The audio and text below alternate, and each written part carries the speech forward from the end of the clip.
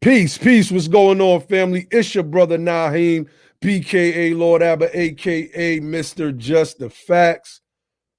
We have had a wild night last night.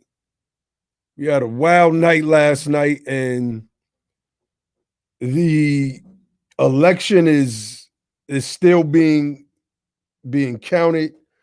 We wanted to come on early today and talk about some things that we felt were important. So I'm gonna wait for some more people to get in, and then we could begin to have this conversation. Hit the like button, family, as you're coming in. Somebody in the chat said, "Who won?" I fell asleep watching y'all.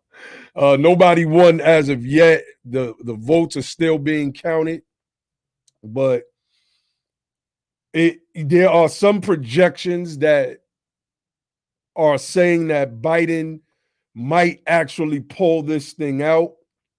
I see people starting to yeah. Somebody said they just stole Michigan with their mail-in fraud. Selby Bay, Islam Moore. He's asked, what do I think? Let me see what's going on with Michigan. What is going on with Michigan? Live election results. Okay, Michigan did just go blue. Michigan, Biden it didn't turn solid blue, but it's leaning blue. It's leaning blue. That is huge for Joe Biden. Pennsylvania, the lead is growing actually for Trump in Pennsylvania, but there's still only 64% reporting. In North Carolina is still really close with 94% of the vote in. Trump has about a 100,000 point lead less. Georgia is extremely close. Trump has about 120,000 point lead. And they said they count Atlanta yet? Yeah, they said the Atlanta vote hasn't even come in yet. So with 94% reporting. That might tip the scale for him in Georgia, man. That would be crazy. That would be crazy. Somebody said, wait, let me pull this up. My son at it again, went from blaming men to the whole black collective. We gonna cook my son up. Like we gonna stay on my son's head. We're gonna stay on my son's head. We got our sister Tamara Shirley in the building. Congratulations, sis. We want to send a strong BTP congratulations to the successful race that our sister has run. It went exactly the way that she said it was going to go, but we're going to talk about that in a few minutes. I want the people to come on. Good morning, everybody. Let me see. Neff Farage says, I think Biden will take it this time. Wisconsin, Nevada, and Michigan. Sister Cynthia says Biden may win Milwaukee, and Wisconsin was leaning Biden when I last saw. All right, so look, this is what I'm gonna do. Let's pull the map up real quick, and because this is really continuing coverage from last night. So as you all can see, Wisconsin and Michigan has leaned blue. So that though, if those remain blue, that's 26 electorate votes. So that would put 264, if my quick math is correct for no. What did I say? 26? Yeah, 264 for Biden. But he would still have to win Pennsylvania, North Carolina, and Georgia. To outside of that, I mean, even if you gave Trump Georgia, let's pull up the other map. Let's pull up the interactive map real quick. Let's share that, and then we're gonna as people come in, we're going to get into some of the conversation that we were just having. Okay, so this is the interactive map. So this is the map we had up last night. Let's North Carolina is still out of play. Let's take Georgia out of play. Let's take Pennsylvania out of play, even though Trump is running it up in Pennsylvania right now. But let's give Biden Wisconsin. Let me see.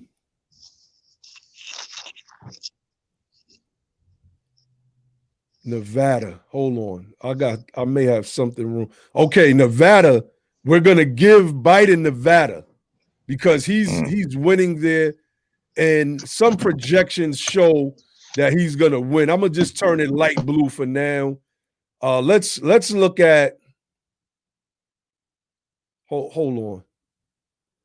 At where we stand right now,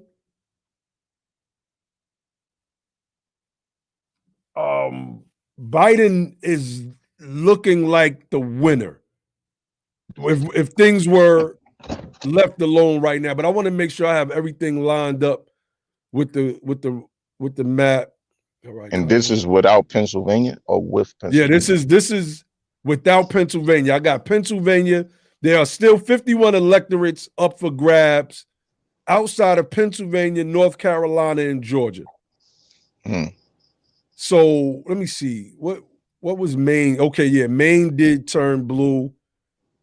Right now, those are the only three states, Pennsylvania, North Carolina. Now, Georgia is interesting because they said Atlanta hasn't been counted. I think they started counting Atlanta at 9 this morning. Somebody said Wayne County votes are still out. New page says that. Let me see. Our Sister RL says, I still think Trump is going to take it. Sister Runa says, great job, Sister Tamara. Good morning to our sister Angela Nirvana out there in ADOS, California. Shout out to our sister. What up, Angela? Let me see.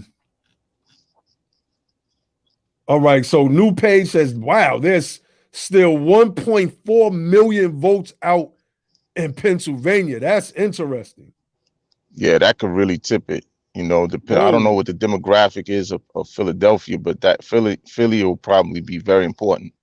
Whoa. Okay, so let's start. Let's give Trump Georgia and see what happens. That puts Trump at 226 electoral votes on the current map that we have up, the interactive map. Biden having 277 electoral votes. If we give Trump Georgia, I'm going to put that pink just to show that it is leaning Trump. Let's lean Trump North Carolina. Trump has to take Pennsylvania. Wait a minute. Hold on. Something is off, or I just calculated something wrong. Even if Trump takes, oh no, I'm bugging.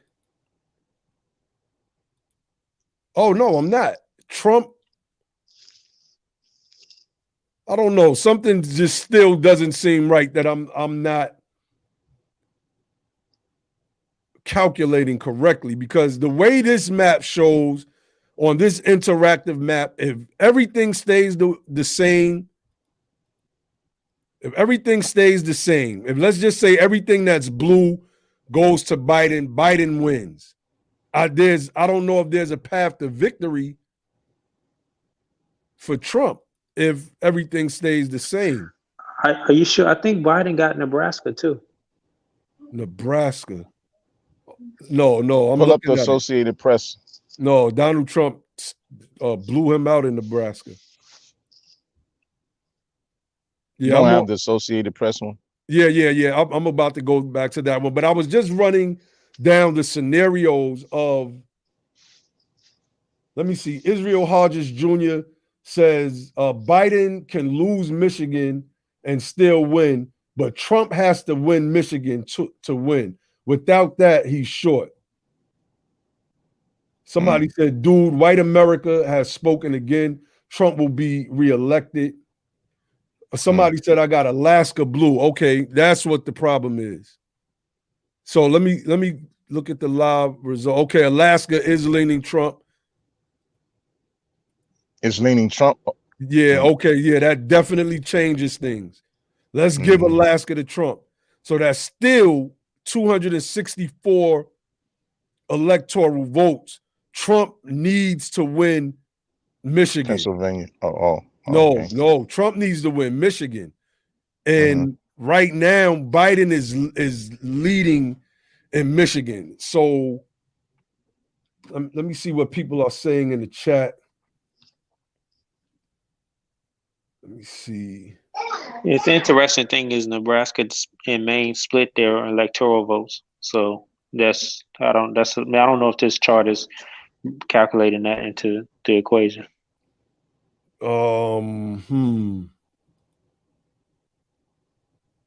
So let me see something. I mean, even if Trump won Maine, he still would be short. But I'm gonna go back. Light blue. I think Maine is. Yeah, Maine does split it. Maine does split it. Either way, I mean, Biden won Maine. So Michigan has turned blue. Wisconsin has turned blue. I'm going to keep those light blue for now on the interactive map. Let's go back to the Associated Press's map. Let's pull that up.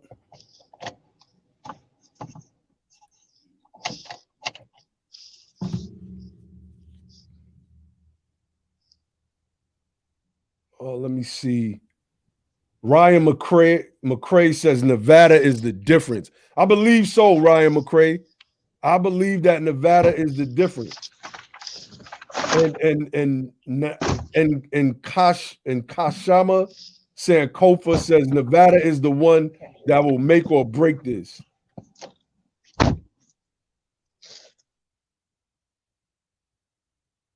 Roz Mickens got the best comment so far. These are the results of a weak Trump presidency and the weak DNC contenders. Let me see. Okay, Nebraska splits its votes. That's interesting.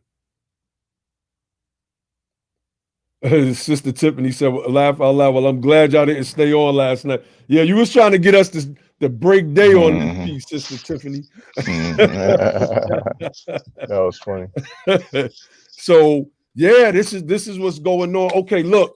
So we got some people on right now. I want to talk about our sister Tamara Johnson Shirley. So let's stop sharing. Let's pull up the Georgia Senate results, because this sister, I see my pops in the building. Peace to my father, the God of law forever. He's in the building. Let me see. Okay, so here, let's see if we can blow this up a little bit more without bleeding over our screen. Okay, perfect. Okay, so right now, David Perdue is leading John Ossoff. I want, matter of fact, let's go out of this real quick. Let me go out of this real quick. I want to play this video. I want to play this video real quick. Because I did a tweet on Twitter that said white supremacy won last night. Either way we look at it, white supremacy. I played this the other day, and I want to play it again.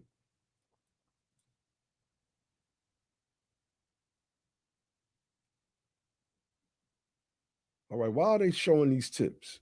We know that already. Talk about the role of slavery in the establishment of the Electoral College. Sure. I mean, slavery is obviously at the heart of every compromise that is struck at that constitutional convention. The one we know that's most familiar to us is the 3/5 compromise. And that was the deal by which the southern slaveholding states got to count 3/5 of their slaves toward their representation in Congress. So that equals roughly 12 to 14 extra representatives in Congress over the first decades of the country's life. And because of the way the Electoral College is designed, that translates into 12 to 14 extra electoral votes. The South actually won the White House, held on to the Speaker of the House, won many Supreme Court seats because of that extra power. It was called the slave power at the time, and it ran all the way up through the Civil War. And so that's really slavery was clearly at the heart of the compromise, and it certainly the Electoral College benefited the slave states well into the 19th century. Okay. So we see white supremacy, the slave power. The Electoral College is a byproduct of the slave power. Devon from Brooklyn, I gotta put that up. Said word first BTP after dark, and now the BTP morning show. Y'all got me feeling myself at work. Keep up the great work, fam. Honest, brother, honest. You know, we this, like I said, we want to. Oh yeah, we want to eventually. Yeah, we want to eventually grow this thing to be our personal TYT, a true reparationist platform, as they have their true progressive platform. And we all know that TYT is a true progressive platform. My brother Grimm said the you and I verse is at war. That is a fact. Okay, so now let us get back into the Georgia Senate race. And I wanted to play that video as I looked at David Perdue's results as they've come in versus John Ossoff. I mean, during the debate with David Perdue, John Ossoff absolutely excoriated David Perdue, cooked him. I mean, he cooked him in that debate, called him a crook, said, "Wow, you and your cronies and other state officials were downplaying the virus here in Georgia. You were secretly making deals to dump stocks and invest in companies that would produce medical equipment because you knew that people would get sick." I'm paraphrasing some of this stuff. The dude, David Perdue, was, I mean, if egg on its face, you know how they say if egg on its face was a person on those memes, if egg on his face was a person, that's how David Perdue's face looked. But look at the count. He's still leading. Let me tell you something. White supremacy is based off of a culture of cheating. And that cheating comes and it is driven and it is powered by what the man in the last video called the slave power. See, all this stuff got me back to thinking about Prophet Noble Drew Ali and the use of this term blackness, right? The use of this term black and why he called us Moorish Americans and why he said black, Negro, and colored alludes to, deludes to the names slavery that were given us during slavery times. All of these things had me reflecting after I got off last night and when I woke up this morning. But that's another discussion for another time, right? So let's scroll down here. Okay, where are U.S. Senate. Let's click on that. No. Why isn't the other categories not popping up? Okay, here we go. Special election reporting. So, Warnock did his thing. Nobody reached 50% plus one This is why they're going to have a runoff this January. For those of you who are familiar or not familiar with, so ADOS Root says this is going to be another recount election. That may be true. Cynthia McDonald said, wow, Electoral College is really the outlier of slavery. Reparations now. Exactly. Right. So we see Warnock, and he has the lead here over Kelly Loeffler. I lie to you not, this shocked me. I did not think that Warnock was going to do as good during this Senate race that he did over Loeffler. This chick is I believe she's a billionaire. And if she's not, she's pretty close to it. I think when she started, she said she was putting $20 million of her own money into her own run. I don't know how you do that without violating campaign finance laws. I've never looked it up. Doug Collins, I knew he's very popular. So I knew in the Republican circles. So I knew that he was going to make a run. He's definitely Trump's boy. So these results are shocking to me. If you follow, especially in Georgia, I'm in Georgia, so naturally I'm going to lean more of following Georgia's politics, right? I don't know why my screen just keeps moving back over by itself, but it just keeps doing that. But Kelly Loeffler was Governor Kemp's pick to replace the senator that retired. What was this guy's name? I can't think of it right now. And people were mad at Kemp because Loeffler was said to be anti-Trump to some degree. Was said to be anti-Trump, right? So I remember that. Yeah, many people thought Doug Collins would be in this spot. So this is indicative, even with Warnock's lead over Loeffler, and the fact that Georgia hasn't been called yet, and the Atlanta votes are still being counted. This is indicative of the fact that there's a possibility that Georgia might, in fact, turn blue.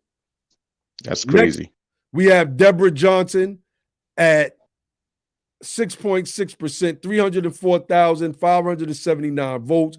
I wasn't familiar with her. Her name didn't cross my spectrum for whatever reason. I didn't see her. I've seen Matt Lieberman, 2.8% of the vote, 128,700. I don't know why this thing just keeps flipping back like that. But our sister, Tamara Johnson Shirley, 100,462 votes, 2.2% of the vote. This is a huge victory. 100,000 what? 100,462 votes.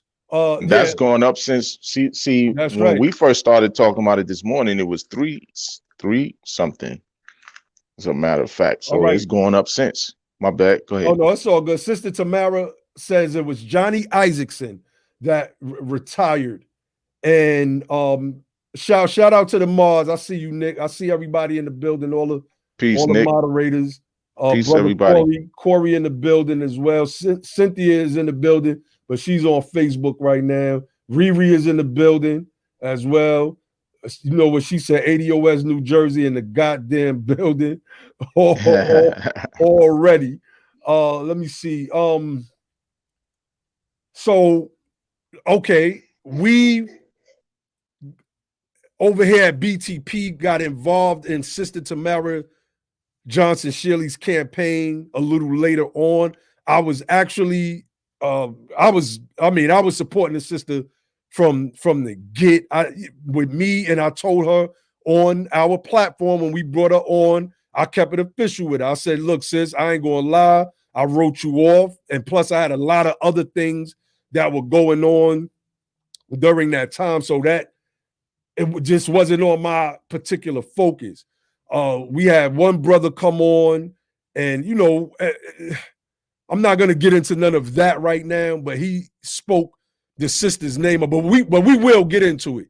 But we will. No doubt. We're gonna go in depth on Sister Tamara Johnson Shirley's run in a few days.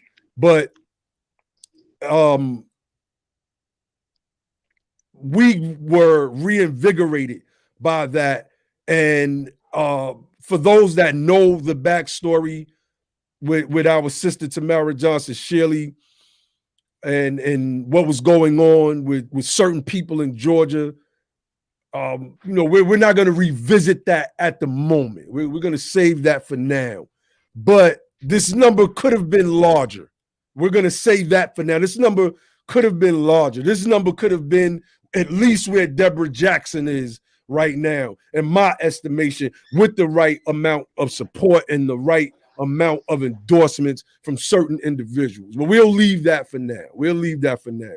But this is what our Sister Tamara Johnson Shirley said. She ran, family, with no money as an ADOS reparationist. I want you all to let this sink in, how powerful 100,462 votes, and the votes are still coming in. Still coming in. Still coming in.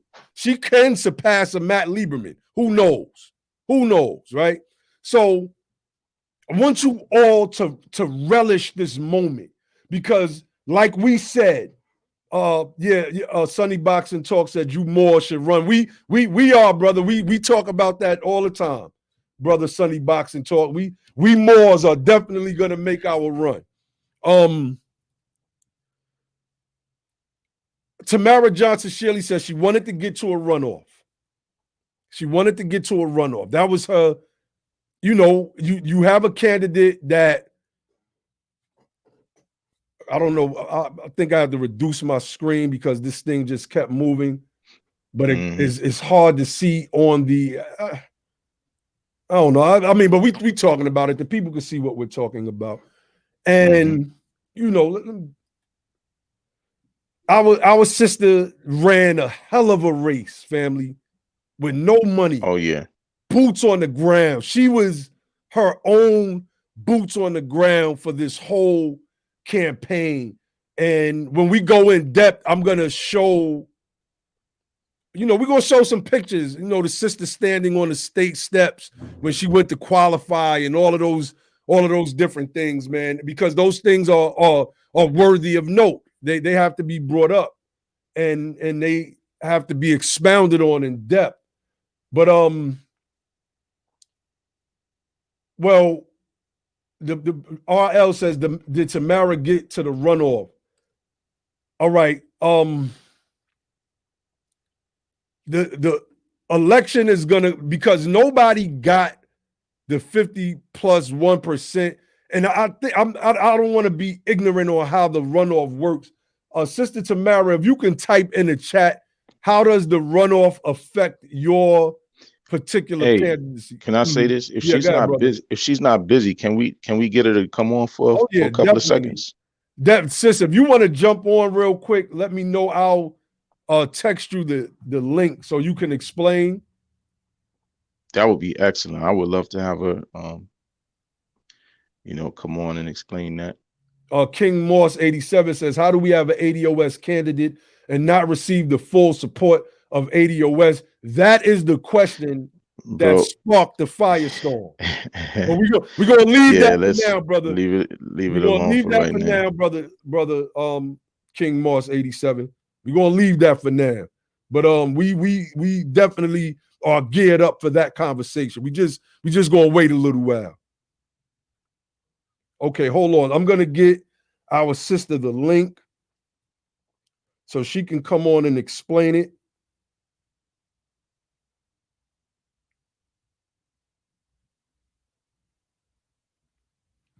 All right, I just texted her the link.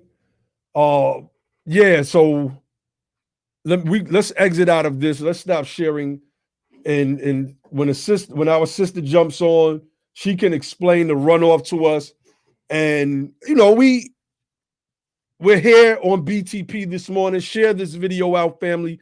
Click the like button. You can click the share button. If you want to contribute to the platform, you can use the super chat. You can donate at Be the Power. Tyrone Sessions said, don't compare BTP to TYT. They are just WIPOC who angrily begs for inclusion into the slave power system. That is a fair analysis, Tyrone Sessions. That is definitely a fair analysis. It took Marianne Williamson to stand in front of Cenk Uygur and break down why our people deserve reparations for him to understand it. And I thought that that was disgraceful, because there is no progressive movement without one, abolitionism, and two, reparationism. These two core ideals are the bedrock of the progressive movement in the United States of America. Come on with it now. Come on with it. So we saying something now, bro. Yeah, now you saying something. Yeah, that's a fact, man. I hate to cut you. I was just go ahead, man. I mean, you can't call yourself progressive if you're not for reparations. Period. Right. You cannot, because basically what you're trying to do is you're trying to take the engine behind a lot of the movement for the improvement of rights, which is the struggle of ADOS in America, and you're trying to use it to drive to a destination that leaves us behind. Let drive all the other groups there. Well, we're the engine. Like, you're trying to, how are you going to get there without it? You're not going to get there. That's why these campaigns fail. And I know, like, they think they can apply those like class-based ideals, but those class-based ideals, you're not going to get far enough. And that's why, a lot of their campaigns are going to fail. So that they need this. They need this. Maybe it's not engine. I should say the gasoline, right? You can get there by pushing it. You can get there by you eventually you can run out of gas though. You can get there. You got some gas in your car, but you're not going to get it without the fuel. That's been the fuel. Like this, all the social unrest we've seen in America, our struggle has been the fuel behind it. Facts. Ain't that something, man? Our blood is the fuel. That's what I say. That's crazy. Facts. So we're waiting for our sister to come on. And we definitely have a blueprint now, because there was some issues made about her run. And, I heard somebody say, don't compare my candidacy to somebody want my cat. Don't compare my candidacy to nobody else's. Nobody else's candidacy compares to our sister Tamara Johnson Shirley, not by a long shot. Not by a long shot. So we stand on the side of right over here. I'd rather 10 lions than 100 sheep. That's, I'm gonna leave that point right there. I'd rather 10 lions than 100 sheep. All right, we got our sister Tamara in the building. Good morning, sis, and congratulations and super big shout out. I'm just so excited. I'm so excited for your run.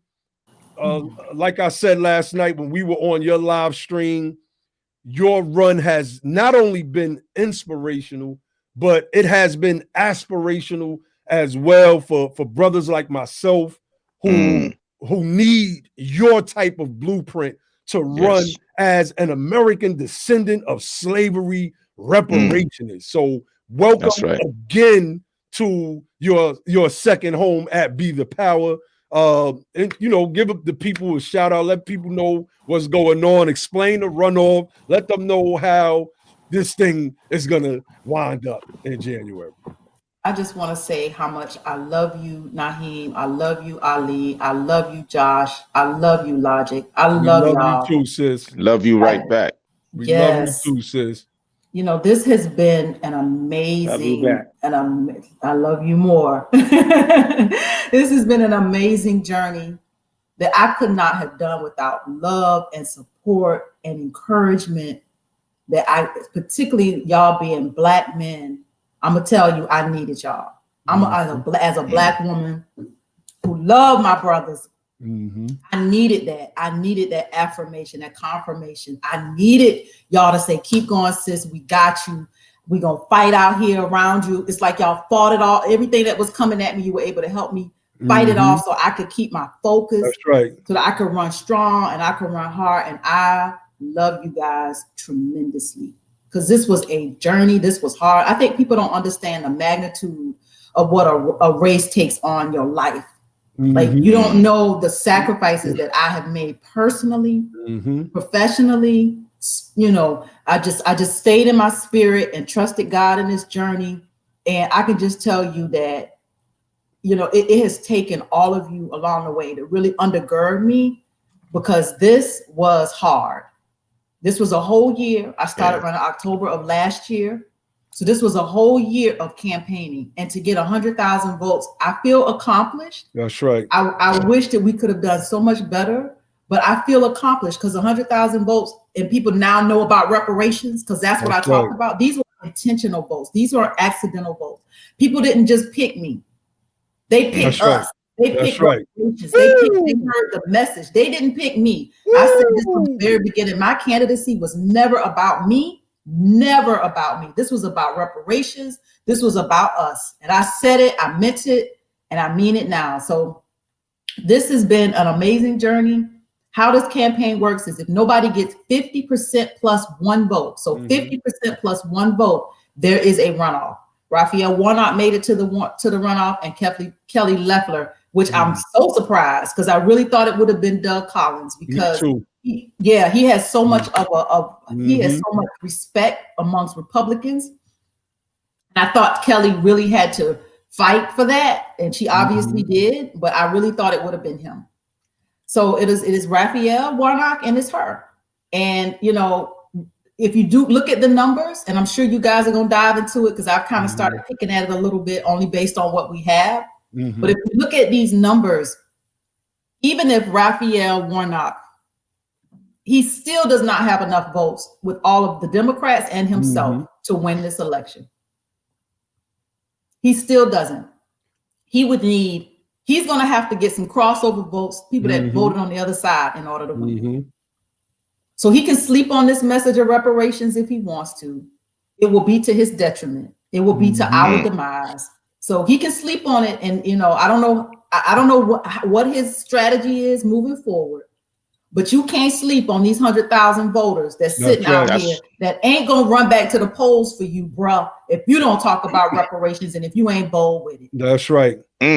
See, you kind of, you put them in a trick bag, sis, because those, like you said, those 100,000 plus voters, 100,462 voters.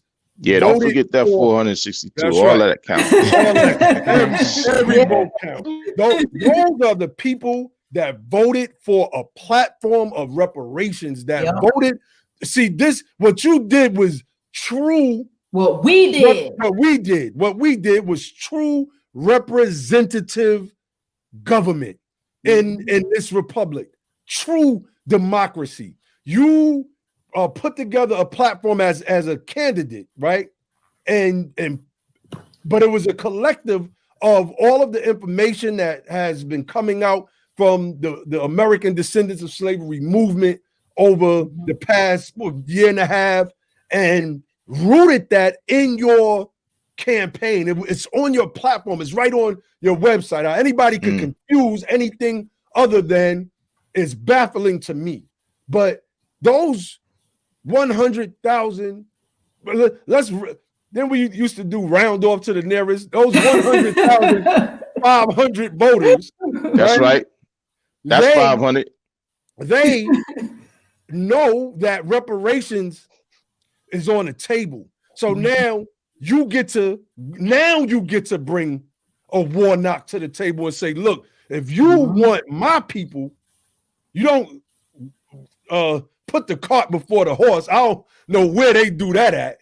You don't put the cart before the horse. Some people don't know how to do politics, obviously, but we got some sharp political minds. We got some sharp political minds in our circle, and they know how this thing works, and we're all learning every day. Now you get to say what you need to do because this 100,500 people voted for reparations. You need to be vocal about your support for reparations. If not, in 2022, we coming for you. We coming for you. Indeed. So yes, indeed. You better say it. You better say. We got leverage now. That's so we didn't win, like Logic said. We learned. We didn't win. We didn't. I mean, we didn't lose. We didn't lose. We learned. So now we have this leverage. Now we got a card on the table. Look. That's right. This has been good. That's right. And it's not. It hasn't been for naught. We see what it is. We see what it is. The naysayers see what it is. That's right. You know, got to contend with it now. It is. That's the beauty of the whole thing. That's you know, because it was a fight, and I was glad to be a part of it. My little part that I played, you know what I mean? I was glad to be there. You know what I'm saying? Step in that arena, because it's like that's what you have to do. At the end of the day, all of this is a fight. The whole political landscape is nothing but a fight, and if you're not willing to step inside that arena and slug it out, then you should just get out of the way. Let the ones who have the heart and the courage and the fight to do it, let them do it and get out of their way.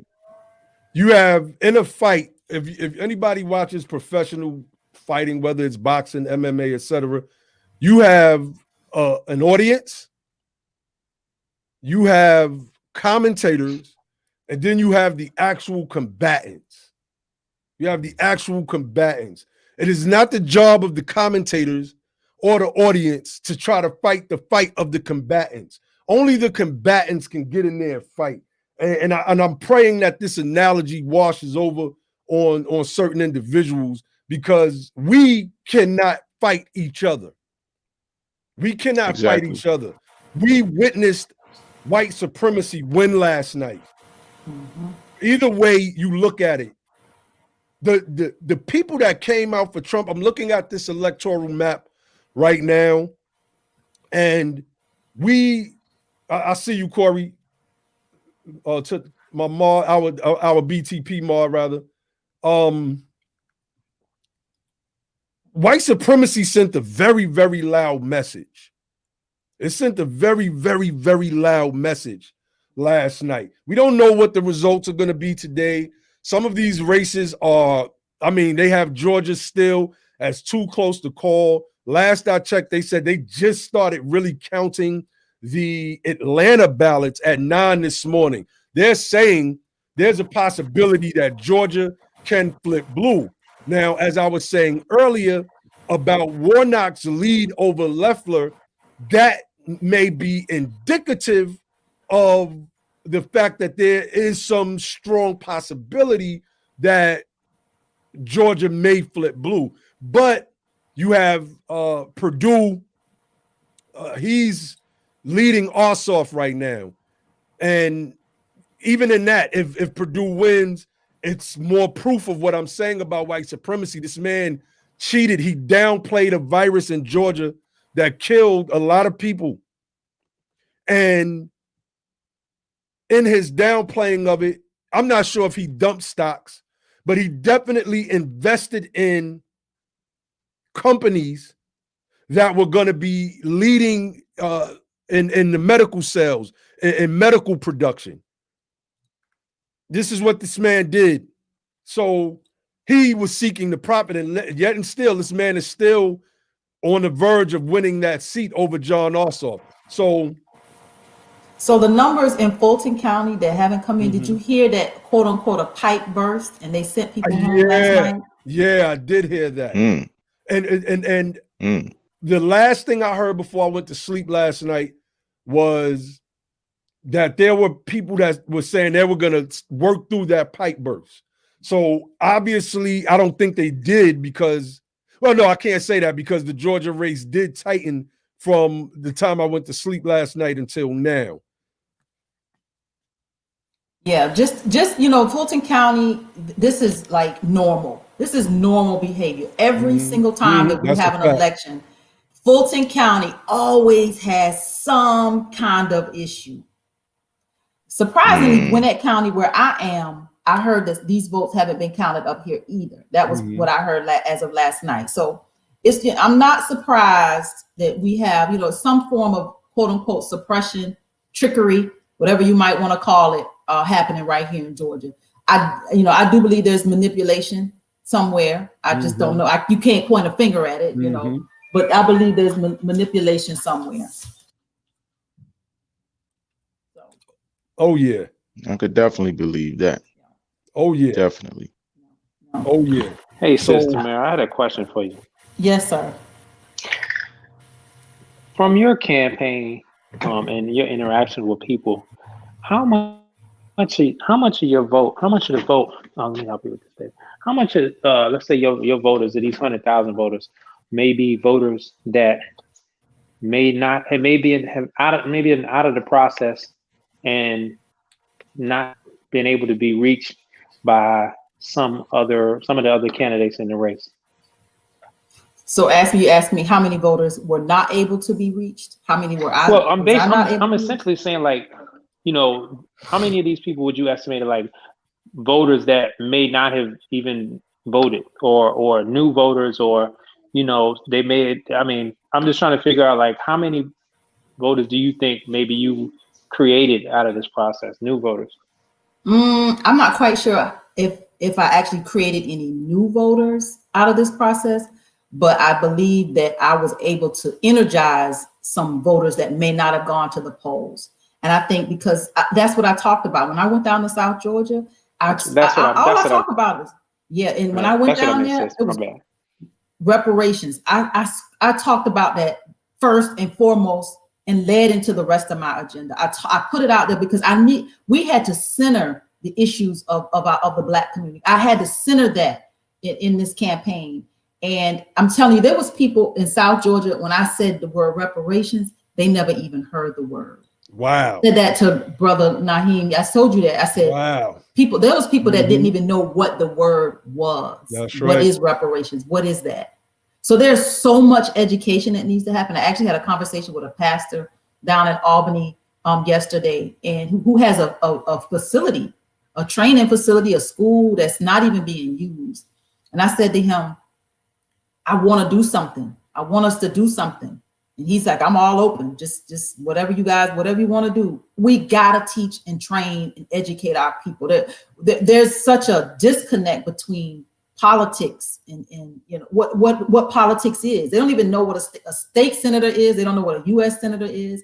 I've had to have conversations where I've had to explain to even some of my family members, way older than me, what I'm doing.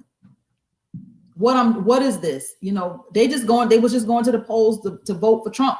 Vote Trump out and vote for Biden. Just vote him out. They didn't even understand what I'm doing, and I'm family. So there's so much education and that needs to happen on the ground. It's so much opportunity. So I'm hopeful that our family, our BETHEPOWER family, ADOS family that's listening, we got to get on the ground. We got to start educating our people because they don't know.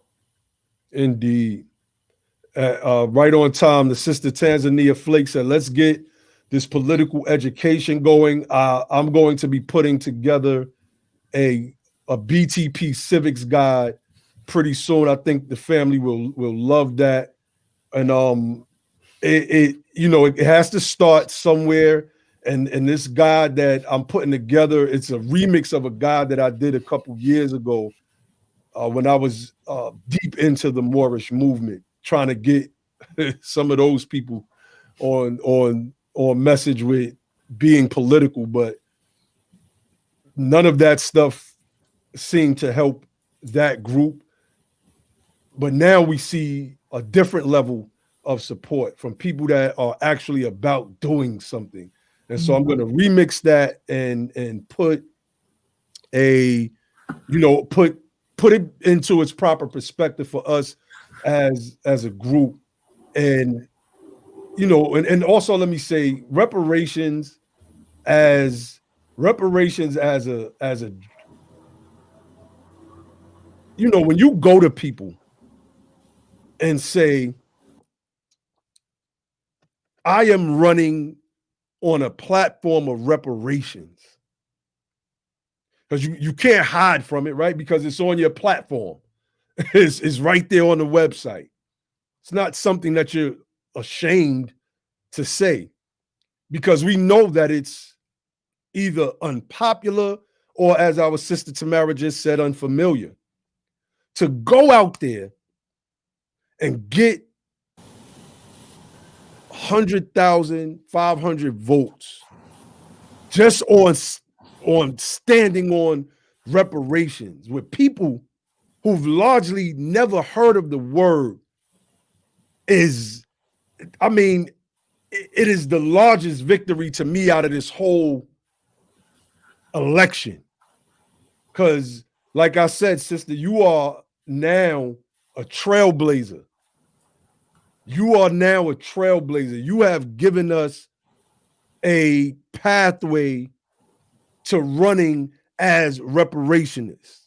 You have given us a way to sit down in our own strategic war rooms, if you will, and come up with plans over the next 2 years of how to capture our people, particularly, and those who are true progressives outside of America's descendants of slavery. You've done that, sister. So, you know, I'm so glad that you're on, so we could give you your flowers, your roses, long stem roses right here on Be the Power for the work that you've put in, because that having reparations as your base, as your foundation, and coming into a movement that's based on reparations. I mean, what's better than that? What's better than that? It feels phenomenal. I can tell you that this was, like I said, this is my fourth run for office consecutively, 2014, 2016, 2018, now 2020. And I can tell you that I know what it feels like. I did win a primary in 2014. So I kind of had a feeling of what it could taste like to win. So I got that feeling, but I've lost, 3 races now. So I know that feeling of real quick, sis, break those numbers down on all those races real quick and compare them with the votes that you have now. Yeah. So in 2014, came out of the gate, I had a primary, and I won that primary. I want to say I got like 37, I got like 63%. He got like 37%, something like that. But I beat him really good in that first run, in that primary. He didn't even run hard. So I won, but it just didn't feel like a real victory. But nevertheless, the Republican that I was running against in that general election, I got 37%. That was 2014. 2016 came back 43.8%. And then in 2018, that's when I was defeated in the primary. When they ran a white woman against me, the Democratic operatives, they ran her against me and she won. But the law school got back on the trail in 2020 now. And this race, in 2016, I got 32,000 votes. That's a lot of votes for, that was a presidential year and that was my state Senate district.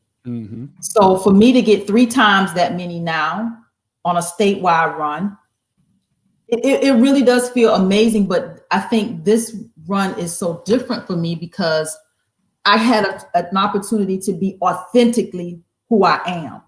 I didn't have to, in this district, you kind of have to mold, get in these rooms and kind of mold yourself to kind of fit into these spaces and have these kind of conversations. But this time I was able to dictate the conversation. I was able to walk into the room and we talking about reparations. We talking about a Black agenda. We talking about the racial wealth gap. I was able to really dictate and navigate this conversation this time.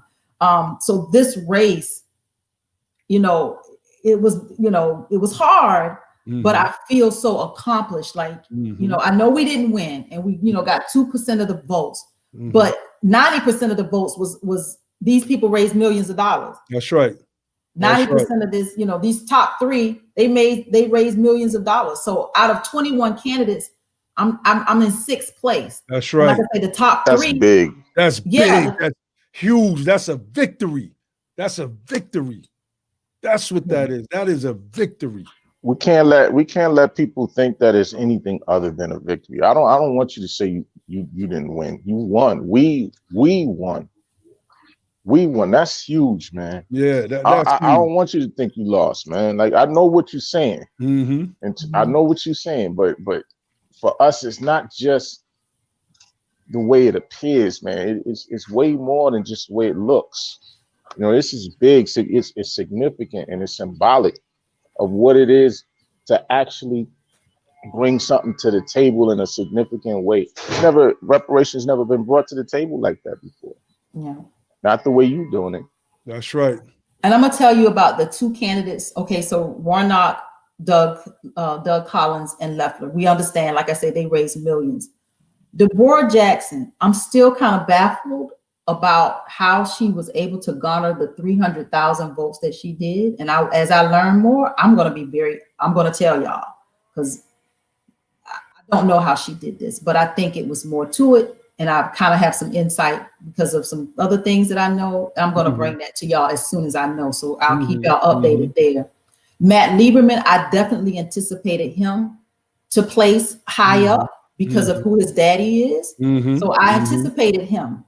But there's two candidates on this ballot that, first of all, Joy Felicia Slade doesn't exist. She has 43,000 votes now. Here, you can see it on your hand. I'm looking at it now. 43,420 votes.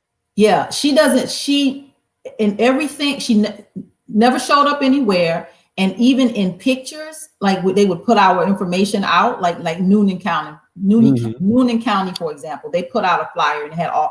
They couldn't even put a picture of her because there was none. No website, no nothing. We don't know who she is. She doesn't exist. So anybody, those 43,000 people that voted for her, they just picked her. Because we don't know. Nobody politically knows who she is. The other girl, Jamesia James, I believe she's a plant. Honestly, I'm gonna say that out loud because she showed up nowhere. Her website seemed to be a little doctored, like some things about her seemed very doctored. I only saw yard signs for her over here where I live. And in downtown Atlanta. So I believe she was also a plant.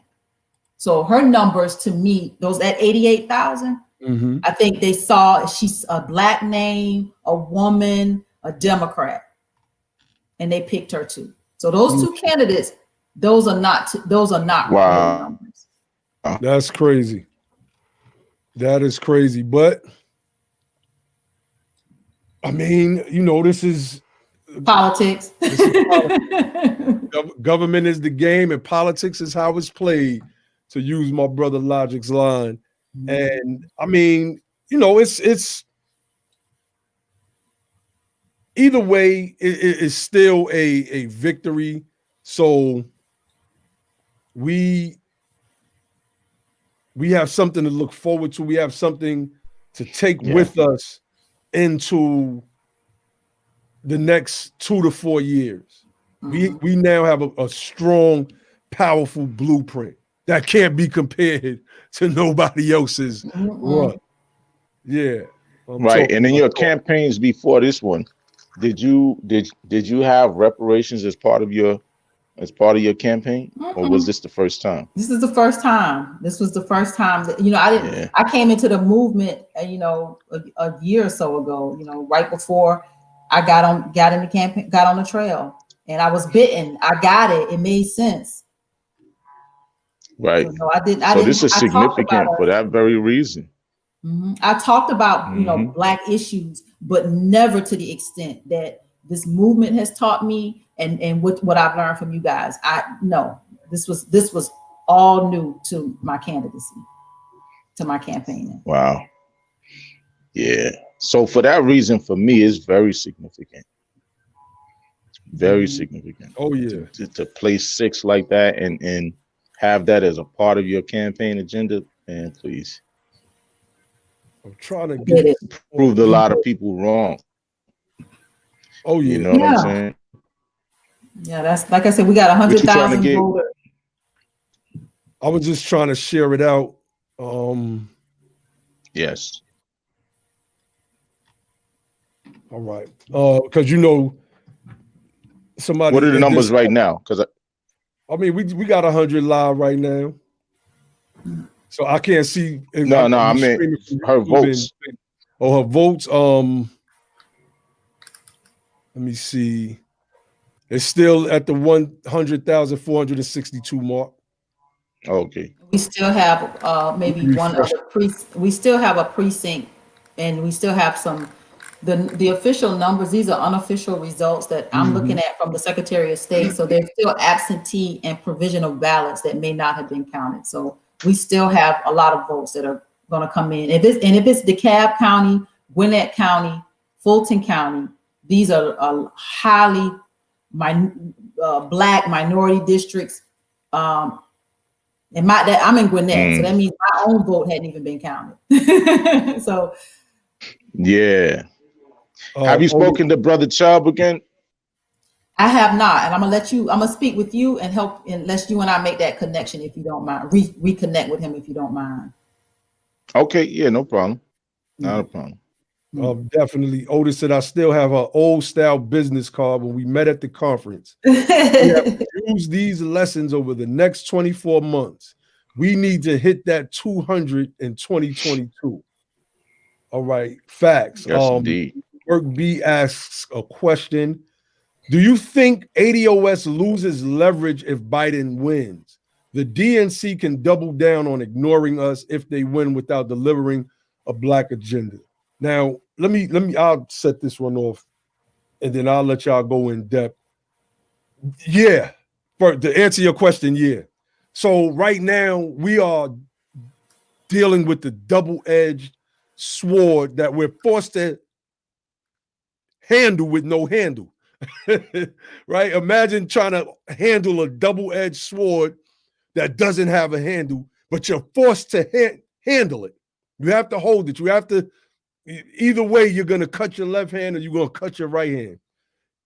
If Biden wins, they are certainly going to ignore our reparations push. Certainly. The only thing that we can do is make such a big enough noise at the midterm elections that they can't ignore anymore. They can't. There's no way to ignore it. You get our reparationist candidate, like our sister we have on right now, and to beat Warnock in 2022, right? And win the state of Georgia, and other reparationist candidates, not just in the Senate, but in the House. We have to have a whole congressional focus for 2022 if Biden wins. If Trump wins, I don't even see how we get an entertaining of the reparations question and a full Black agenda. You know, I don't see it. So again, it goes back to my double-edged sword analogy without a handle. So, Brother Ali or Tamara, y'all wanted to let me pull that question back up. Yeah, what was the question? Because I missed it. I was having some connection issues. Do you think ADOS loses leverage if Biden wins? The DNC can double down on ignoring us if they win without delivering a Black agenda. Nah, I don't think we lose leverage. I don't think so. As long as we stay consistent and grow our numbers and really get enough people on the proper message and well informed, just like you guys were just talking about, educating the people. It really has a lot to do, in my opinion. This is just my opinion. It has a lot to do with education and people understanding the actual economic position that the group is in at this point in time and where we're headed based on the research put in by multiple economists. right? So you have to understand that. And we're in COVID. Hold on, I'm in my sister's house and they're mowing the lawn. So maybe Tamara, you could jump in. Yeah, I'm agree with you. I'm agree with you, Ali, on that one. Like, I think we lose leverage? No, I think that we are our own machine right now, and I think we will have we'll have, like I said, we'll have a card for on the table, and anybody that wants to play and play this hand and take this card, let's play. I'm willing to play with Democrats and Republicans. I kind of like the way Ice Cube is moving right now. Look, what you gonna do? What you gonna do? And I think if we continue to build our base, it's so funny. Yes. I've been around a long time. Otis sent me that. Thank you, Otis. So I think if we continue to play our hand, and we continue to build our base, I think we'll continue to be a force to be reckoned with as a movement. And I don't think we're gonna lose any leverage at all. Biden, Trump, nope. I think we'll be our own machine if we keep doing what we're doing. Yeah, I feel like the way that we may lose leverage is if the Republicans take over Congress and the presidency. If they have both things, we might lose some leverage there. I mean, it may become a lot harder to push through the things that we need, Just being realistic, I think if we get a Republican dominated government, it probably would become harder. But if Joe Biden wins and we can at least keep one of the houses of Congress, I think we don't really lose too much. I think at a certain point we can fight with Joe Biden and get him to begin to bend to some of the things that we need to get done. Because, I think this election is proving to people the vulnerability of the Democratic Party. It's proven not just the Democratic Party. I mean, this year period has proven the vulnerability of this whole country, and they need Black support. They're realizing that with all of that Clyburn did in South Carolina, they still lost South Carolina. So they know they need our people's support, and they know that we're to a place where we're beginning to wake up and say, listen, we need, in exchange for those votes, we need some things to happen. Otherwise, this is not going to be able to continue to go on the way it's been going on for the last 50 years. It has to change. Has to change. So no, I don't think, as long as we can continue to build the base of support for what it is that we know is right, which is justice for our people, I don't think we lose ground. If we can't build that support, maybe maybe that is problematic as well. Mm-hmm.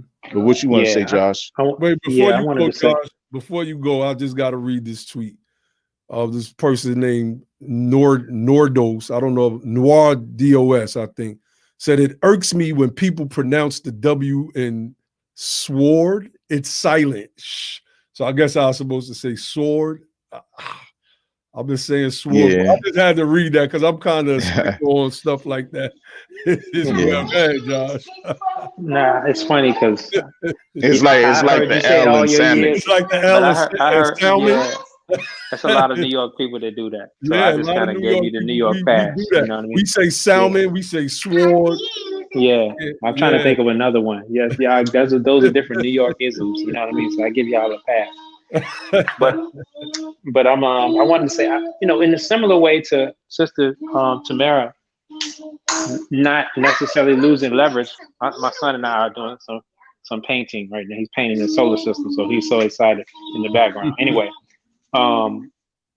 in a similar way that Sister Tamara's, not winning the seat is not. We wouldn't look at that as like losing leverage. I'll say it's sending a message. So. Just ADOS being a thorn in their side. It wasn't even supposed to be like this. It was supposed to be Kamala, It was supposed to be Kamala, Then at one point it was supposed to be Bloomberg, Then it was Biden, but it was supposed to be Biden by a mile, It wasn't supposed to be this thorn in their side where they had to account for reparations or Black agenda or anything like that. Or we probably wouldn't have seen Ice Cube if it wasn't for ADOS. And I don't think that goes away. I think people look at those messages, and it's not like any of us are just folding up the tent. We're not just folding up the tent and going home. We're continuing the fight. Because we already did it. And the marathon continues, yeah, bro. so I don't see how we lose leverage. I understand what people are saying as far as like getting something done now, but this is like as far as like the idea of what Democrats may look to do, how they're going to listen to us. Yeah, I mean, like I went on the broadcast last night with ADOS California and the brother from ADOS, I think it was Columbus. We're gonna mix it up. We talked about. Let me go on mute because my son is not stopping. My bad. It's all good. Yeah, man. Yeah. I don't think we lose. I don't think we lose any leverage. I'm outnumbered on this. I'm outnumbered on this. Yeah, I want to play politics. I want us to get right in the middle of both parties, Democrats and Republicans, and I want to battle it out with both of them. Yeah, Tamara. Yep. And see, this is, you brought up Ice Cube, but exactly that's where he is. One of the things, if you saw the Roland Martin piece when he was on there and he brought that chick on there to try to ambush him, what he said was Ice Cube asked a very simple question, man, but it's a very important question. He asked him, what happens if Trump wins? What do you do then? Like, what are you planning on doing if he wins? You're going to wait for another 4 years until maybe another Democratic president comes in? So what happens if he wins? Then what? And that's an important question, because they want our people to sit back and not interact with any of these people because they're calling themselves Republicans. My thing is, if you don't understand that white supremacy is the problem, I don't care whether you call it a Democrat or a Republican. White supremacy is and has been the problem. If you don't understand that, you don't understand anything. I don't care if you call yourself a Democrat or a Republican. I know what my family needs. I know what my community needs. I see what we're lacking. I see where it's headed. It doesn't matter what you call yourself. I'm concerned with what we need. And that should be the thing at the forefront of all of our conversations and advocacy. You know what I'm saying, Tamara? Oh, absolutely, brother. And let me tell you, the one thing that would, every time I heard this on the campaign trail, it would like make me go, oh, every time somebody black said to me, you a Democrat? You a Democrat? Mm-hmm. And I'm like, oh, stop it already. I wanted to, it was like I had to be a Democrat for black people to hear me. No, I want us to stop thinking about party politics. I want us to get beyond that. And that is so ingrained in here in Georgia. Like, these people, you a Democrat? That's the first thing they, because I don't even say I'm a Democrat. I don't say nothing. I don't say, if they don't ask, I don't tell.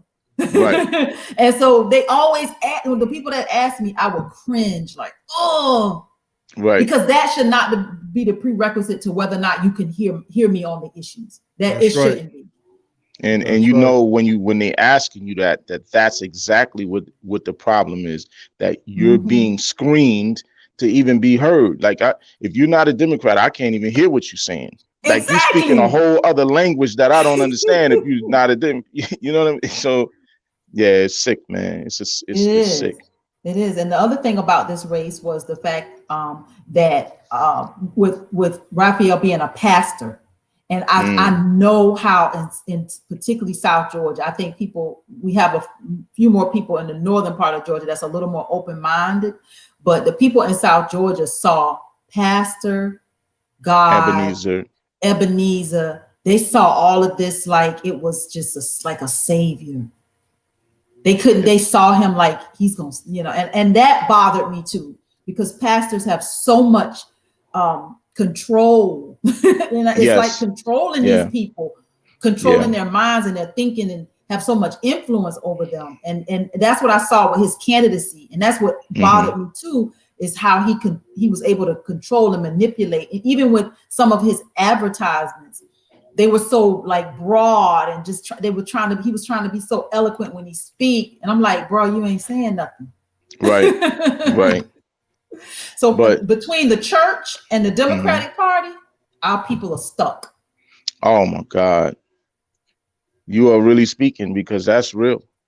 That's real. That church has a real grip on the psychology of our people, and it's hard to break that. And they don't see how it can be very, very problematic.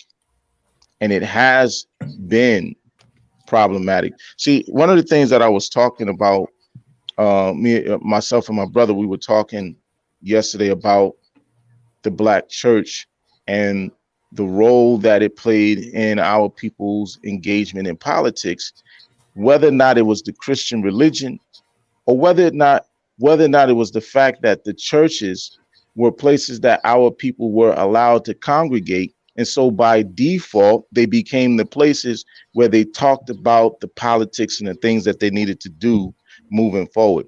I don't think the religion itself or the pastor or those things played any significant role, as much as it was the people's desire and understanding that they knew what they needed to do in order to gain certain leverage in the political landscape moving forward. And the churches were just places where they could go in numbers and actually discuss these things. So, but a lot of these preachers, it just, if they're not for the people, if they can't adopt a Black agenda, I don't know what it is you're looking for. What's the guy's name from South Carolina, I believe, with Jamie the Poor Harris? People's Campaign, Campaign. William Barber. See, I don't like that. I mean, the poor people thing is cool, but at some point we have to get back to the position of we have to do something for our tribal people. We have to look out for ourselves first. I remember back in the days, they used to always say that old saying, you got to take care of home first. You got to take care of clean up your own backyard before you work. So why aren't those things being utilized when it comes to us? Why is it that people overlook all of those wisdoms and old wise sayings that we all heard growing up? All that stuff go out the window when it come to us. Right. Now it's about BIPOC and the poor people's campaigns and all this. Man, like, come on. That's why this movement is so important, and this broadcast is so important, and you guys are so important, because we have to be our own voice. We have to. There's all these other voices, but we have to be our own voice. And we've built something. We've built something. You guys have built something with this broadcast. Now I've done something with this, we've done something with the candidacy, and we have a base of people that want reparations. Like I said, these votes that we have now, they're not an accident. These people knew when they went to that ballot, they saw my name, they went there to vote for a reason. So they were looking for for who is this reparationist? They knew. So we now have something now that we have a foundation. And I love y'all, and I appreciate y'all. I'm gonna have to go because I got a busy morning ahead. But I love y'all, and I appreciate y'all. And we got steps. We got big steps moving forward. I'm gonna get past this week. Once we have some good solid numbers, I'm gonna dive into the specifics of the counties and where my votes were, and I'm gonna look at where I traveled, and then I'll be able to tell y'all where we actually made an impact, where we need to make an impact. We'll have some real. This is what I was talking about. Like, we'll have some good data. And we'll be able to, because I know where we mailed. We did a mail. We didn't do much of a mailer, but we did do some mailings. And I know where we mailed. We'll be able to take those counties and say, okay, we got this number of votes. We sent this much mail. What kind of impact did we actually make? We'll have some true data. We'll know where our numbers are. We'll know where we need to penetrate in 2022. I'm not going no damn where. That's right. We got another race to win, y'all. We got a race. Excellent. That's right. Keep on pushing. Let's send our sister off with a big congratulations on what we're calling a great victory for the reparationists, who are America's descendants of slavery. And that's right. We'll be having a more in-depth discussion soon on this topic here on the Be the Power. Real people doing real stuff. Sister Tamara putting reparations on the table for our people. The work that ADOS LA did with the brother Ice Cube putting reparations on the table for our people. I commend y'all, man. That's right. That stuff is huge for me, man. Right. I appreciate it so much. Yes, thank you. I love you guys, and I appreciate you, family. Y'all give me about a week to get my hair straight, get my life together. Yes. And I'll be back more visible, but I really need to kind of get myself stable now. Definitely. Okay. No love doubt. you too, Understood. sis. All right. Love you guys. Peace, Have a good love. morning. All right. Thank you so much. You too. Bye-bye. Bye, Josh. All right. Peace.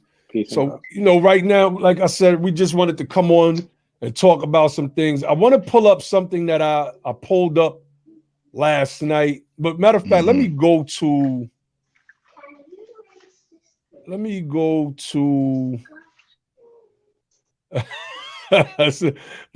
Noir DOS said, "Why did you call me out?" Naheem, laugh out loud. I only tweeted that because I love you. That's funny. It's all good. Hey, one love. Huh? All right. Love. Let me see.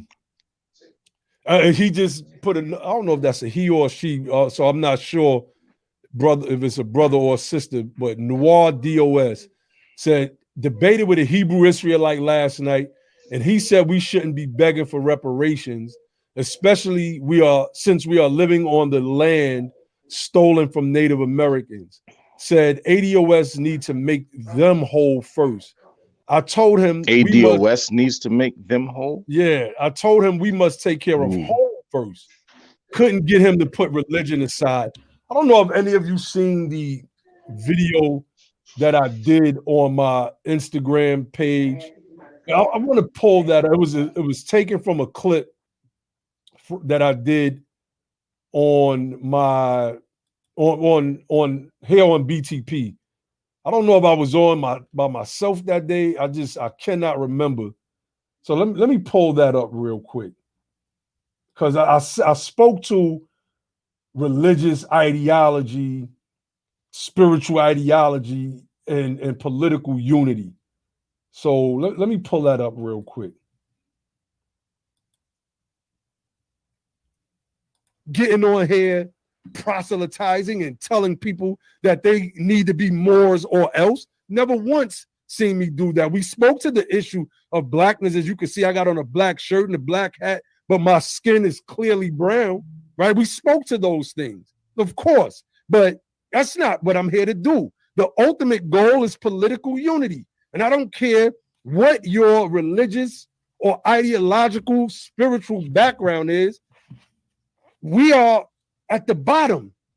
And if your ideology blinds you from the fact that we are economically the floor of the United States of America, then I think that what you believe in is trash, because my ideology taught me to open my eyes, which is why I sought out wherever the truth led me, which ultimately led to us doing this particular platform on Be the Power. And so that's my message to that person. Okay, that's a she. Good looking, sis. And we got some interaction going on Twitter as well. I wanted to pull up this thread that I started on Twitter, born out of the hashtag blame black men hashtag. I can't necessarily call it a movement, but let me see. Okay, here we go. I want to share this thread, and then I want to get into some exit polling. Let's get into some exit polling. So here's my Twitter feed. I said, here are a few of the headlines to hashtag blame black men if Trump wins re-election. I don't think any African-American man in this country cares about @Rep Maxine Waters' forgiveness. The Democrats never did the job of closing the racial wealth gap. So don't blame us, blame the Democrats. I have another video on my Instagram page from the last program, the program we did before last, where I talk about that as well. So I got the headline up. Maxine Waters says she will never, ever forgive black men who vote for Trump. You don't hold mystical divine powers, Maxine Waters, to forgive or curse anybody. You're just a representative in what some called as a poorly ran district that I believe needs to be voted out. I stand with the sister on certain things, it's just certain things, right? But a majority of her stuff, I'm like, what is? Anyway, that's one of the headlines. The next thread I show, at Ben Jealous, said that Black men who are sick and tired of not having policy prescriptions that heal us collectively is, that's what that should say, due to chauvinism, not economic obscurity. And that's the headline. Black men are voting for Trump because of chauvinism, former NAACP president. Could you imagine that the reason why we are voting for Trump is because of chauvinism? Let's look up that word real quick. Chauvinism, right? Yeah, a lot of this stuff sounds very feminine coming from these. Coming from a man, that sounds real feminine, yo. I'm sorry. Okay. I don't know. Let me shut up, man. Let me not go. Okay, so chauvinism is defined, and let's read the general definition. The general definition says that chauvinism is exaggerated or aggressive patriotism. Okay, now that I got two monitors, I can work this thing much, much better now. That's kind of dope. I don't have to close out one screen to go to another. That's cool. Okay, exaggerated or aggressive patriotism. And then it gives a similar jingoism. I don't know what that is. Origins, Old English chauvinism. Oh, no, I'm sorry. The second one says excessive or prejudiced support for one's own cause, group, or sex. That's the part that I want to highlight right there. So let's go back to what Ben Jealous says. Black men are voting for Trump because of chauvinism. Former NAACP president. Try saying that 3 times fast. Now, excessive or prejudiced support for one's own cause, group, or sex. There's a battle going on right now with our people. Mm-hmm. We are being pulled every which way by different groups. And it's like I'm gonna keep throwing jabs at Mike Son. See if we could get Mike Son on our platform. See, Mike Son thought he was gonna bring me on his platform to embarrass me, but it didn't work for him. It didn't work for him. He felt that he jammed me up on that one part because I gave an extreme analogy, but I had to make the point because you're trying to attack Black men as a whole, and you put yourself in that category, which means that you look at me that way, and you look at my brothers and all the men that I know that way. But if you remember in our response video to my son, I said I wasn't here to defend Black women or defend Black men or protect, one group over the other. I was there to defend the family unit.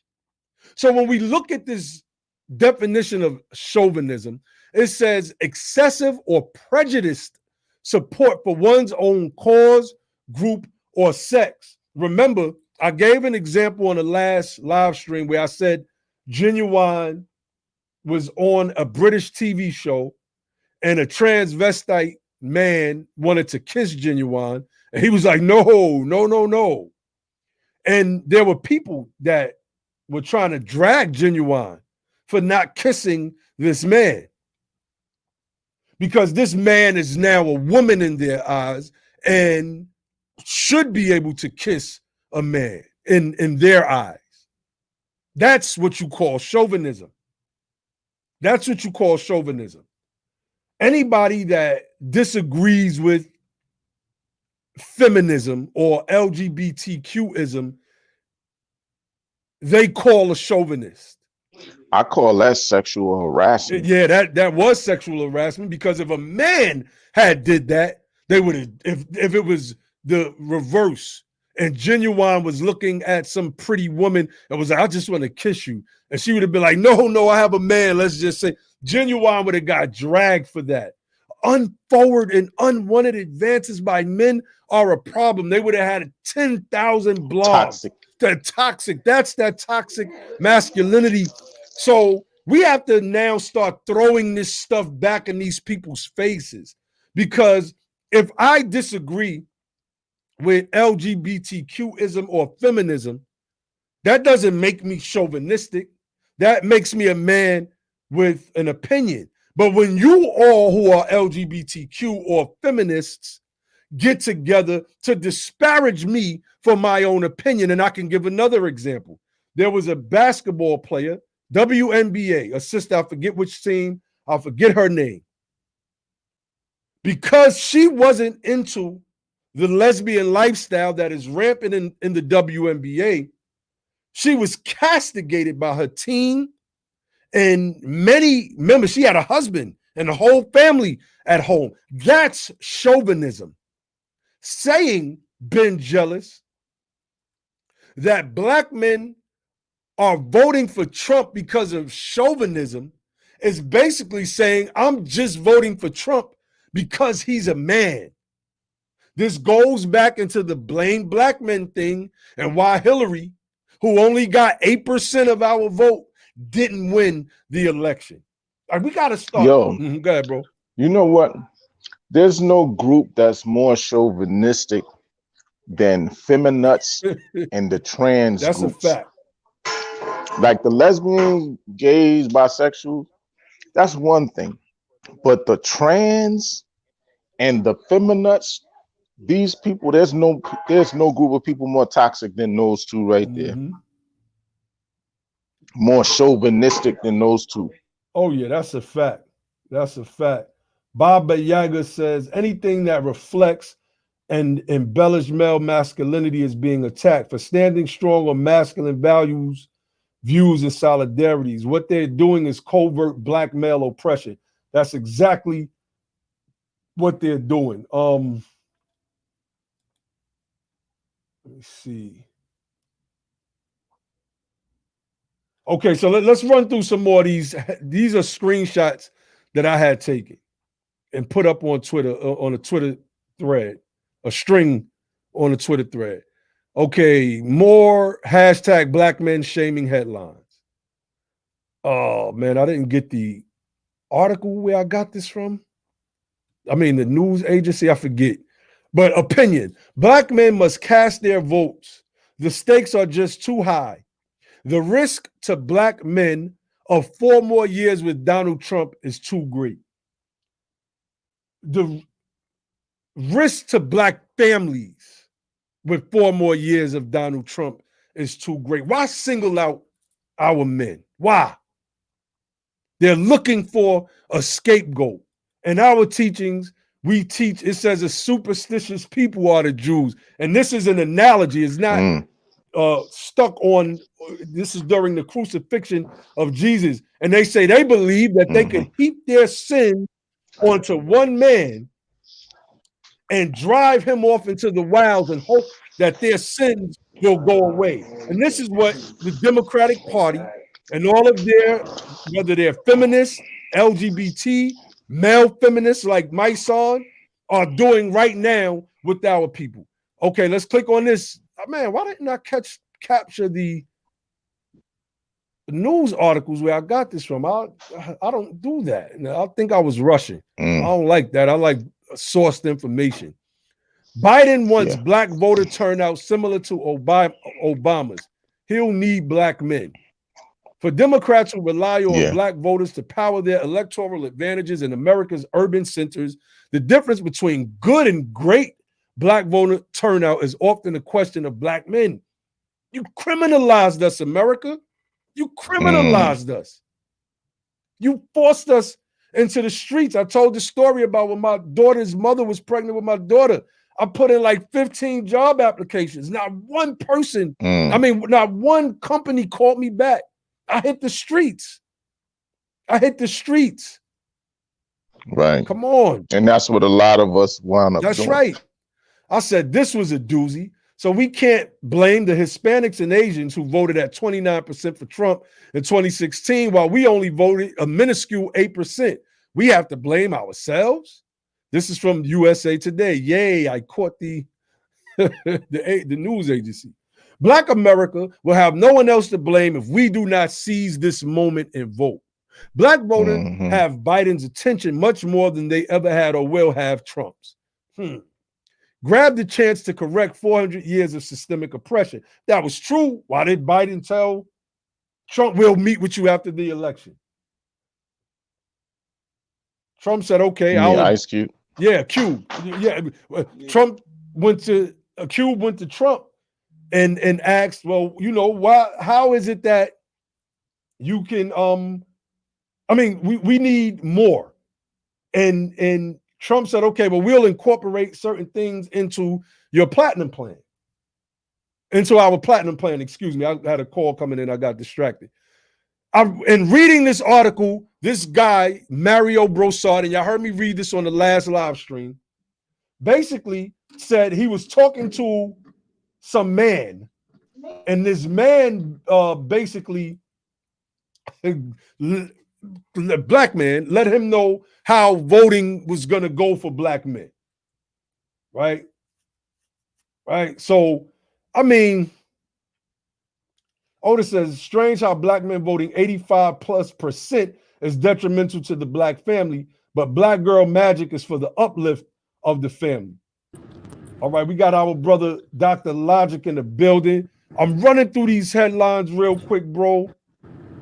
And let me pull this one up and then come in and give us some commentary. So this is the 2016 stats. And then when you finish, Brother Logic, I'm going to go to the exit polls and show the people. But look, this is 2016. 8% of black people voted for Trump. 88%, which goes back to the OG Otis's comment. Strange how black men voting 85% plus is detrimental to the black family. But black girl magic is an uplift to the black family? Come on, family. These people are trying to play us. We have to break out of this cycle. We have to move as a family unit. Asians, 29% for Trump. They voted 65% for Biden. Hispanics, exactly the same. 65% for Biden, 29% for Trump. How do we become the maligned group that voted way in a larger percentage for Biden and a way less of a percentage for Trump? I mean, for Hillary in 2016 and a much less percentage. This is just craziness. This is craziness. Yeah, go ahead, Brother Logic. Yeah, peace, bros. Man, I just come to talk about one thing. I don't know what all you hit since I was out. In my short little time, I just come to talk about one thing, and that's the race with the first identified ADOS. She was on earlier. We had her on earlier. Yeah, that's all I came to talk about. You understand what I'm saying? So we come and we letting you know what we did with no money. You know what I'm saying? 100,359 votes. It's up since then. It's 1,000 and it's moving 100,540 votes now. 100,540 votes. You hear me? Right. And this is with no money. You understand? That's right. She got the 6th or the 5th highest voter turnout in a 21 candidate race. We had her on our program several times talking about what the strategy was. People talk about how do you get people to the table? This is how you get them to the table. Now she's showing that running as a reparationist with a black agenda is valuable. It's doable. So now when they go, now they're scheduling a runoff because nobody got 50% plus one. Now the top 2 candidates are going to be looking to where they can get those extra votes from to get them over the hill. Now they got to come talk to us. They got to come talk to us. You understand? Because we got 100,000 and 500 plus voters that are with us. That's how you become the power. You understand? That's right. And so we just wanted people to see this. Imagine what we could have did with all hands on deck support. Imagine we could have came in third or second. That's right. We did this with no money and minimum help. You understand? We got the first historical self-identified ADOS reparationist running for U.S. Senate in Georgia, and we doing historical numbers. This is history, family. Now you got some data to talk about. That's you understand? Now there's data. It's possible to run as a full-throated ADOS reparationist in this day and time. Our goal was to get it to a runoff. We got it to a runoff. Our goal was to get a significant percentage of the vote turnout so that we could be able to bring people to the table and with some leverage under our belt. We did that. You understand? We did that. That's right. So we just here to let you know we've been the people making something out of nothing. We've been the people we are the original dreamers, and we still making dreams come true. That's you understand? So I hope her race is inspirational and motivational for anyone else. Understand that this seat is back up for re-election in 2022. That's right. Right? We're growing reparationists around the country. That's right. That's all I got. All right, bro. Definitely. Yeah. So, I want to pull Otis's comment back up because this is important. He says, please don't end without the action call to continue grooming / educating those rural areas of Georgia where Tamara has already sown seeds. Spread it throughout the Black Belt. That is a part of our push over these next 2 years, where our sister has already planted those seeds and sown those seeds in the form of votes. We are going to take what she's done and sow more seeds, right? Because plants bear their seed, and we're going to keep going into those areas, but not just here in Georgia. We're going to do that everywhere. We are going to do that everywhere. We are going to have a strict congressional focus for 2022. So by the time 2022 hits, they're going to know our name a little bit better. They are going to know our name a little bit better. So let's go to the exit polls real quick. Let us go to these exit polls real quick. Let me see.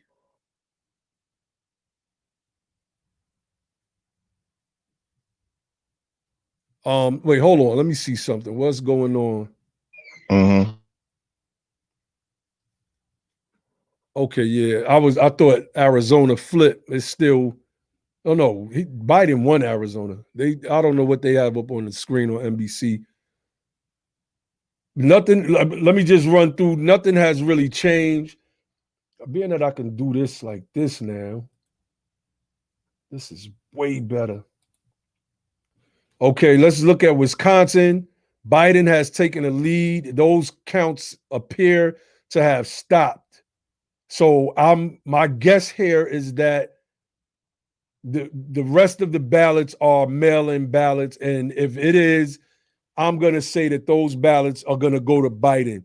So we at BTP, we're going to call Wisconsin. We don't have all the data to make that call. I'm just joking, but I think it's safe to call Wisconsin for Trump. Let's go to Michigan. Ooh, this is razor thin. 33,000 votes, less than 33,000 votes. Biden is leading with 96% reporting. It wasn't looking good for Biden in Michigan at all. We actually gave Biden Michigan last night. Trump Michigan last night here on BTP. So that is interesting. So the most of this is probably those mail-in ballots. Let's swing down to Georgia. It's still stuck at 94% of precincts reporting. So this hasn't moved yet, which means they're still counting those Atlanta votes. They said those Atlanta votes may be enough to put Biden over the top in Georgia. So that is interesting. That's going to be interesting to see a racist state like this turn blue. Look, I'm not a Biden supporter, but to see it turn blue, I can say I'm for that. I just got to be honest with y'all, man. North Carolina, yes, still 94% of the vote is counted. So I'm guessing in North Carolina, because we still stuck at in both places at 94%. The last of the in-person ballots are probably being counted, and the mail-in ballots. If these elections in these states are going down to the wire based on mail-in ballots, I believe that Biden is going to win. I believe he's going to win both of these states, both of which, if he wins North Carolina and Georgia, I believe that's enough. Yeah, he's at over 270. If my math in my head is correct, he's at over 270. So now we go to the big state, Pennsylvania. Right now, Pennsylvania has been stuck at 64% reporting since I woke up this morning. The numbers have, I think, changed one time since we've been on air. And I think it was a slight favor of Biden, but it was a insignificant. I don't want to say insignificant. Every bump in an election is significant. If that joint changes from 2,554,000 to 844 from the 843, you take that. It is what it is. Again, if these elections are going to boil down to mail-in ballots, then we might be looking at a Biden presidency. Last night, we were looking at a Trump presidency. The mood was somber again across America. I was looking at people's tweets. I seen Marianne Williamson say that humanity lost again or something like that. Biden is leading the popular vote right now by at least 2.7 or at least 2.6 million votes. Okay, I'm trying to look at my TV and report at the same time. Okay, so let's go to these exit polls. Let's go to these exit polls. How different groups voted. Okay, so we see, I mean, you know, we want to get to what we care about. Let's start unpacking this. And I know Josh jumped off and he wanted to kind of speak to this as well. But 57% of white voters out of 65% of voters so far, because all of the votes are not in, voted, okay, Josh is back on, voted for Trump. And that 42% went to Biden. Blacks voted at 12%, which is only a 4% increase, and that's only with 12% of voters. Oh no, I may be saying this wrong. I am saying this wrong. I am 65% of all voters are white. 12%. This is a population breakdown. I'm bugging. Yeah. I was saying that wrong. Okay, I was saying that wrong. My bad, family. Blacks. I mean, hey, look. Hey, look. Hey, that's why don't you see? 87% is lower. It's lower than the 90%, I think, that was total for Hillary Clinton. That's right. It's lower. That's right. So hey, no, you didn't want to give us a black agenda. You didn't want to give us reparations. See, Hillary Clinton never had to answer for reparations on the debate stage. She never had to answer for reparations or even having a black agenda on her campaign trail. It would, you know, we didn't have this type of civil unrest that we had in 2020. We didn't have a hearing on reparations in 2016 or 2015, you know? So these are different conditions that were put upon the Joe Biden campaign that he would have to answer for. And not only that, Joe Biden is the author of the bill that incarcerated, that created the carceral state that we have here, and it's a lot of us that felt the pain of that. Now I want you to scroll down. I want you to scroll down, if you can scroll down to when they break the vote down by gender, by race and gender. All right, let's before we do that, let's finish this real quick. 32% of Hispanic / Latinos voted for Donald Trump. Let's compare that to only 12% black people. Let's compare it. Is Maxine Waters gonna not forgive these Hispanics? Is she gonna put out some statements saying that she doesn't forgive them? Is Ben Jealous gonna put out some statements saying that Latino, Hispanic people that voted for, especially the men, are chauvinistic? Asians, 31%. We seen the video that came out of, I believe that was that Arizona or California, where the Chinese man was saying this is a no nigger zone. Like, dude, you Chinese. You was the nigga. Yeah. I don't like using that word, but I can't stand using that word. But I gotta just say it. Like in this book right here, White by Law, they break down how you was the nigga back in the days, a yellow one. A yellow one.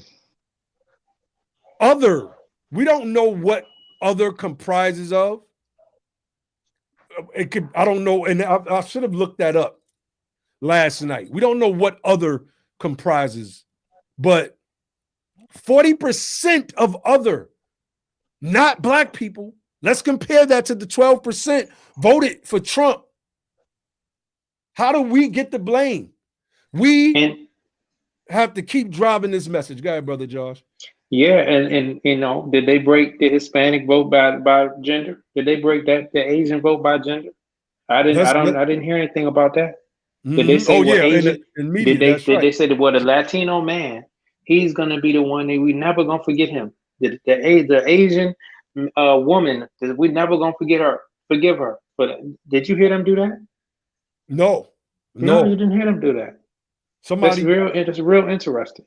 Somebody came on and said my son did another post talking about black men and black people and being disappointed or something like that.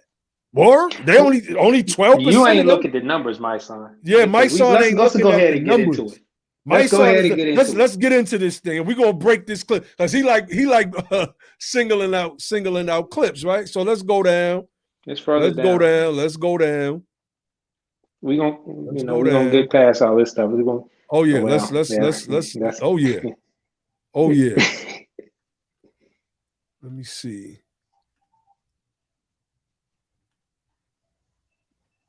That's surprising though. 52% that have served in the military. I don't understand that. Yes or no? Yeah, most of those people okay. Yeah, I'm looking at it. Yeah. Okay.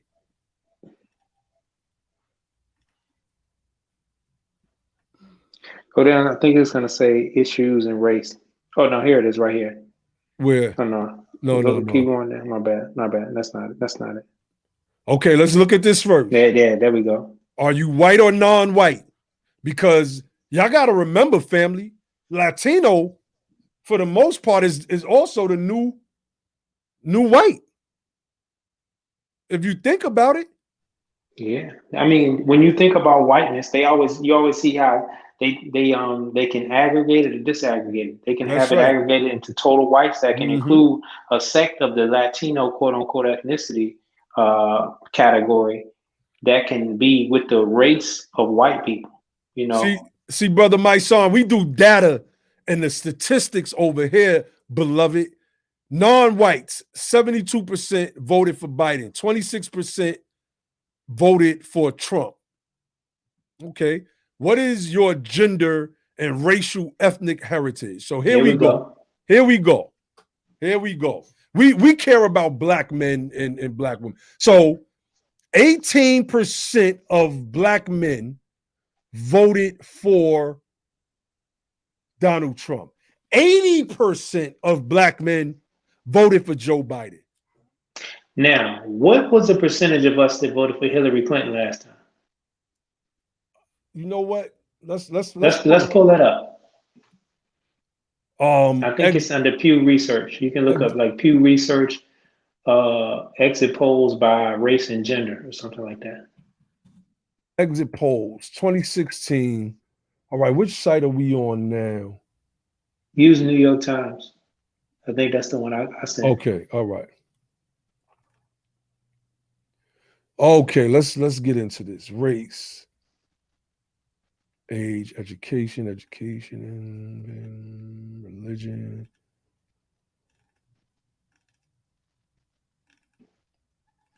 Let's unpack this, fam. So, oh no, this is not. Yeah, do the Pew Research one. Okay, but, you know, somebody. If I had the link, I would send it to you, but I don't have it right in front of me. But I know the number. It's 81%. Black men voted 81%. And you know what? I might just have the. Let me pull up our chat. I want us to look at. Let me see. We have a CNN exit poll right here from 2016. Let's see if we can get into it from here. I look in our chat. I sent an image if you just want to share that image. If you don't see it in the CNN joint.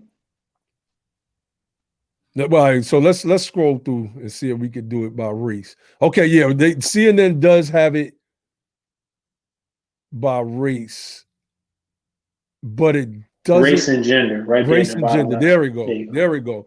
Let's see if we can blow this up. All right, it won't let me blow it up. Oh yeah, that's it. Yes, it does. I thought it was cutting off. Okay, black men voted 5% the last time. 5%, family. Okay, let's pull this over here. Let's do a side-by-side comparison. So this election, black men voted 18%. Right? I mean, no, I'm sorry, I'm bugging. I'm looking at 5% of the population is how it's broken down. 82% of black men voted for Clinton. 13% of black men voted for Trump. So only 5% increase from the last election. Politics, as is said in the ADOS movement, is an exchange, not a gift. You don't give people what they ask for and they become disaffected. And that's just what you're going to have. Defections. It's just as simple as that. And let's talk. Go ahead. I'm sorry. Go ahead, Josh. No. Because you might be getting ready to answer what I was going to say. Well, you know, first, like I've seen other exit polls, and I saw the other exit poll I looked at. I think it had black men like 81%, but if you look at that 5% other, or what does it say? Other or no answer. Yeah, I mean that might have been down ballot, but also that was 2016 when a lot of people was writing in Bernie Sanders. So when you factor that in, nobody's really this time it's not as much of that. You know, it's not as much as that. It's like it's more people looking at binary. Bernie Sanders like out of the picture. People understood they did that once and they not doing it again. So I would say that has been consolidated by Trump. And you got to think about it too. You know, again, look at the candidate, Joe Biden. Now, it's the brothers that did some serious damage, that have been dealt some serious damage to their family, to their personal lives. I mean, I was on the show with a brother who, you know, did he break this down on the show? No, he didn't. I ain't gonna tell his personal stuff. But look, man, people have been dealt some serious damage. I'm sure all of us can attest to somebody who got hit with some serious time and you look at the charges compared to a time period before, or compared to what they might have been dealing with, dealing in maybe a decade prior or 15 years prior, they would not have done that type of time, you know. And all of that is a result of the crime bill that Joe Biden offered and championed. So and then I wanted to get to one more thing, and then that is when we look at, you go down to black women. Did you want to get into that, or you want to still talk about I think we need to. You look at black women in 2016. They voted 94% for Clinton, 4% for Trump, 2% other, no answer. So that 4% number is what we want to focus on. So far in early exit polling, it shows that there wasn't just an increase with black men, there's an increase with black women as well. So it went from 4% to 8%. See, 4%. So what that tells me is stop trying to separate black men out, like the issues with Democrats and with a Joe Biden presidency or with a Kamala Harris vice presidency. Stop trying to separate us like those issues are not felt or being dealt with or been dealt with for decades by the whole family. It's by the whole family. But that includes the man, the woman, the child, and those children grow up to be men and women. So that the issues with this presidency is not just a black man issue. It's a black woman issue too. And because most sisters recognize Kamala Harris ain't no sister. You know, we understand what, I mean, hey, look, we know what it is. And a lot of us have seen, it's been well publicized what it is. And this is, you can say the increase for Trump, but it's more to me. And it was another statistic that was telling too. It said, I don't know if you can scroll down to it, but it was saying something like, did you vote for the other candidate? It's further down, I think. Why? Yeah. Okay, let's look at this. Which one of these 5 issues mattered the most in deciding how you vote for president? Racial inequality. 20% of the voters said. My bad. 20% of the voters said that it was 91% of the issue. You don't see any other issue as a hot button issue as racial inequality. All right. Then that's even higher than coronavirus. That's even right. The percentage is higher, and the amount of people that of those percentages that said that's the top priority. Even the economy, Can we go down? I just want to tie in one more other point. What? And that is which one of these? Keep going down.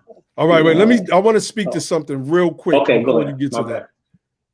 We look at how America was built off of the backs of our ancestors' free labor. We look at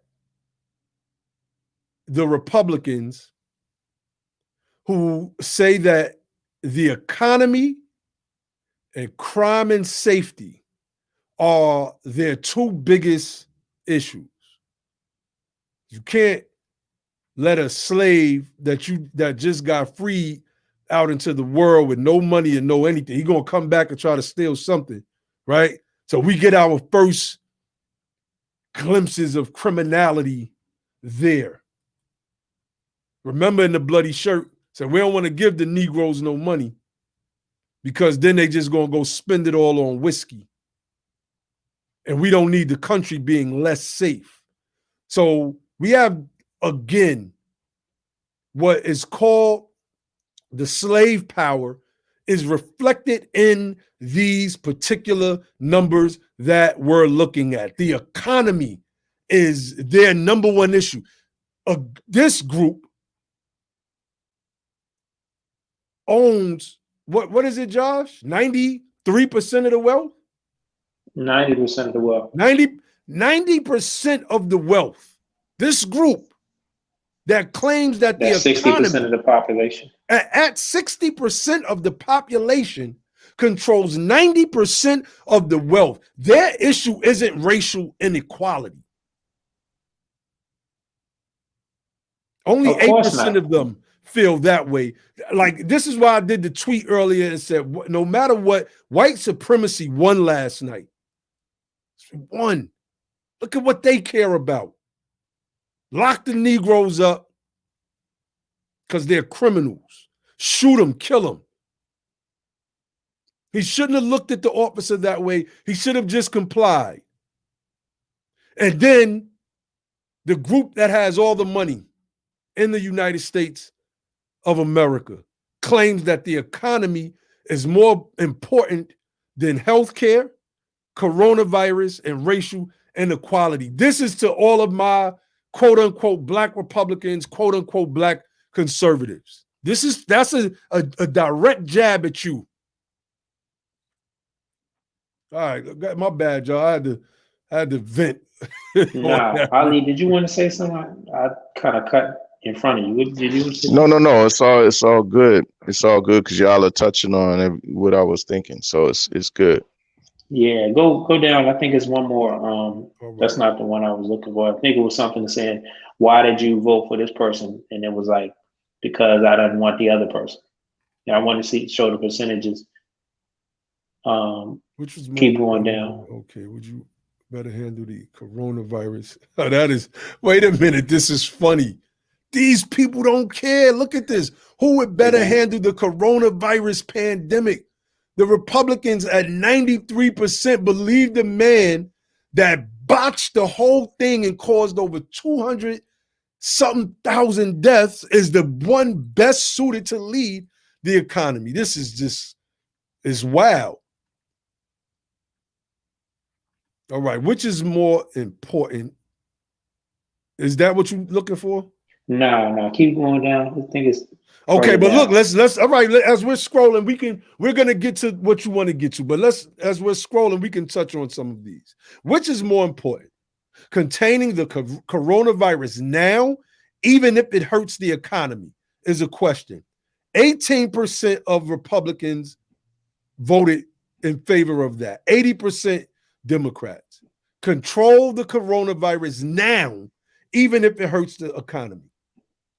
The next question is rebuilding the economy now, even if it hurts efforts to contain the coronavirus. So these people would rather the country die than to lose that slave power.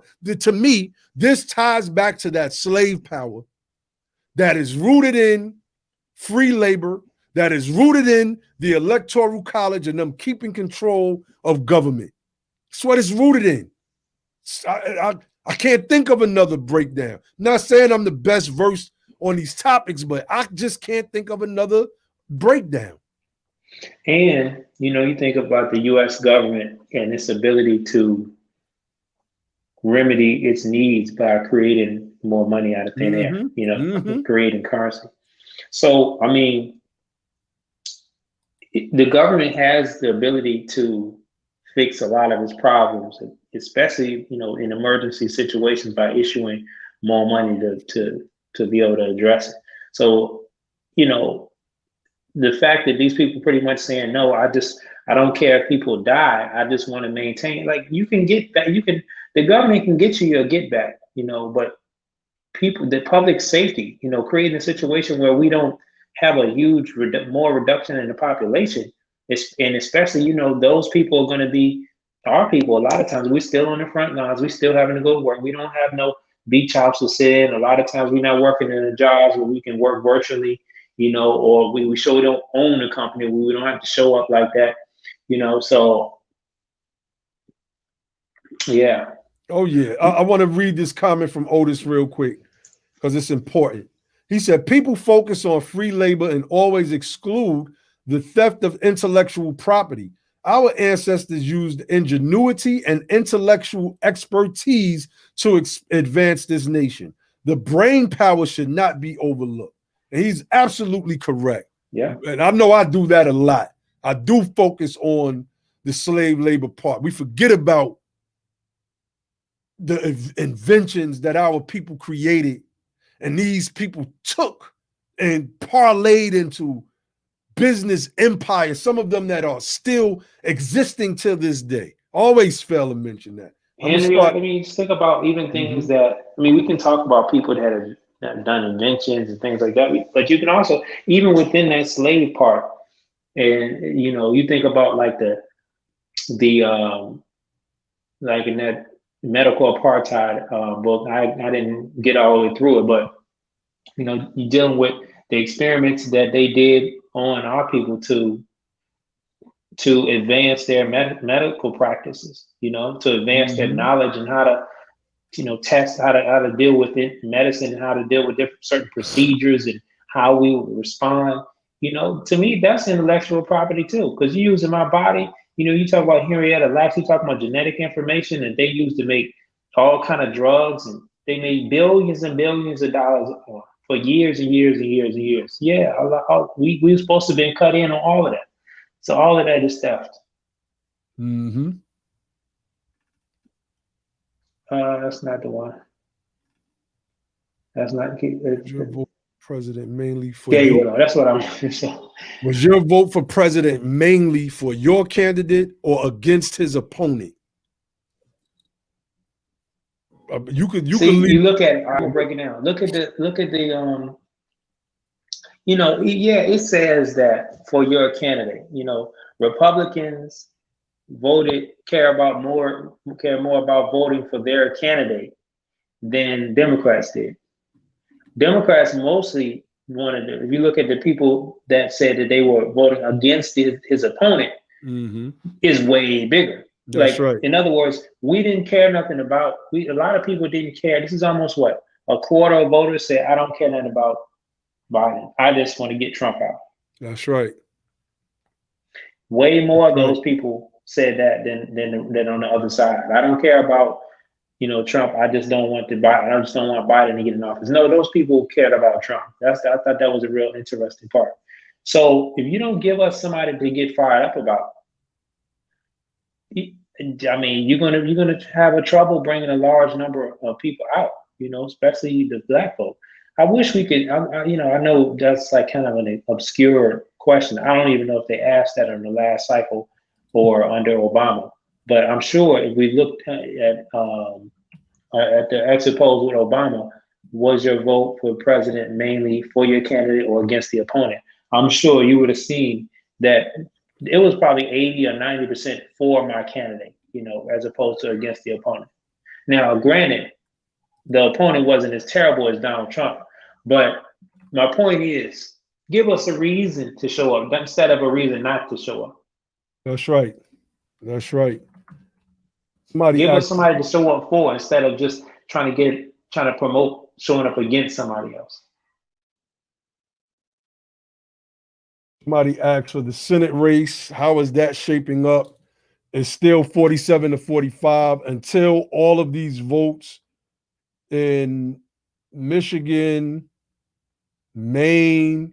I'm shocked that Susan Collins is still winning in Maine, but Biden has won Maine already in the general election.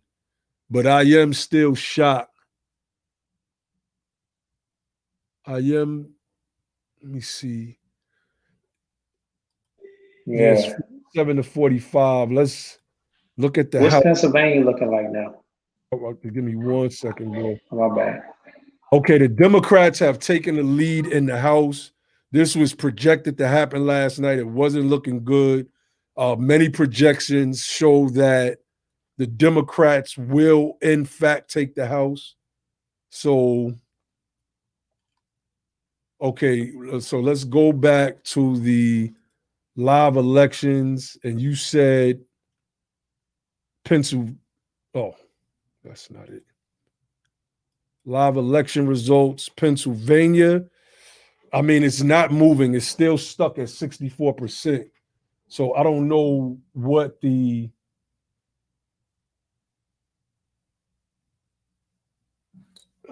dude in the chat bugging, man.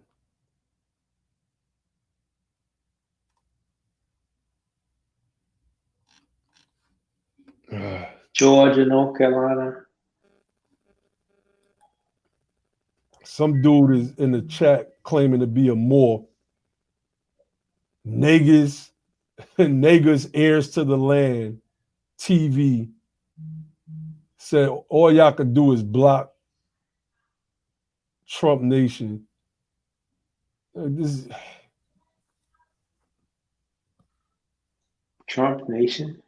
I don't know what this dude is talking about, man.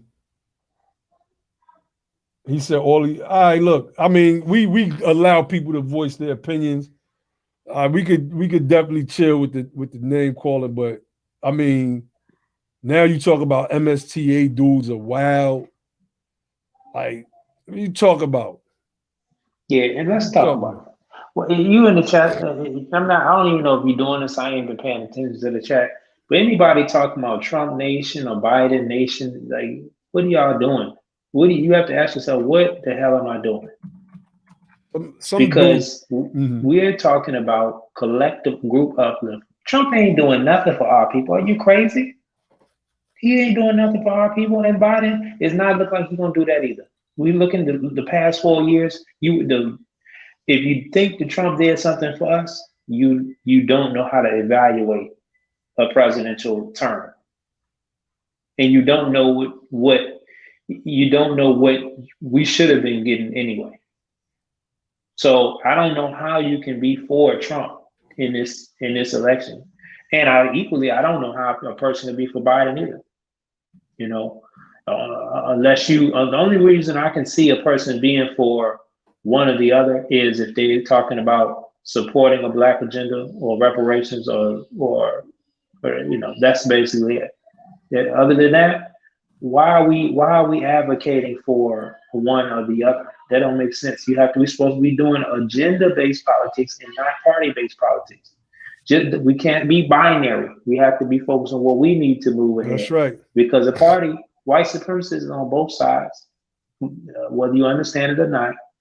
Just because most of our people is Democrats doesn't mean we need to be contrarian.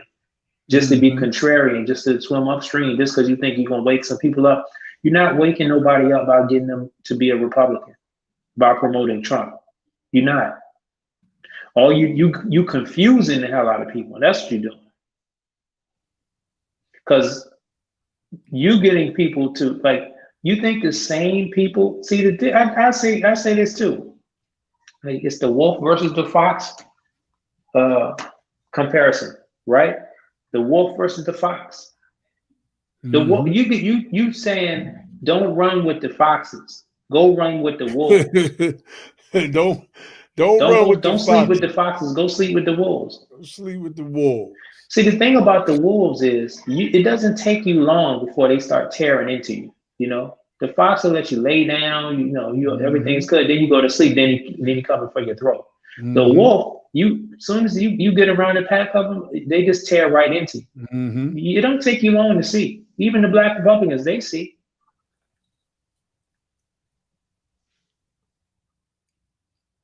Brother Grimm gonna join us real quick. What's going on, Brother Grimm? You muted, bro.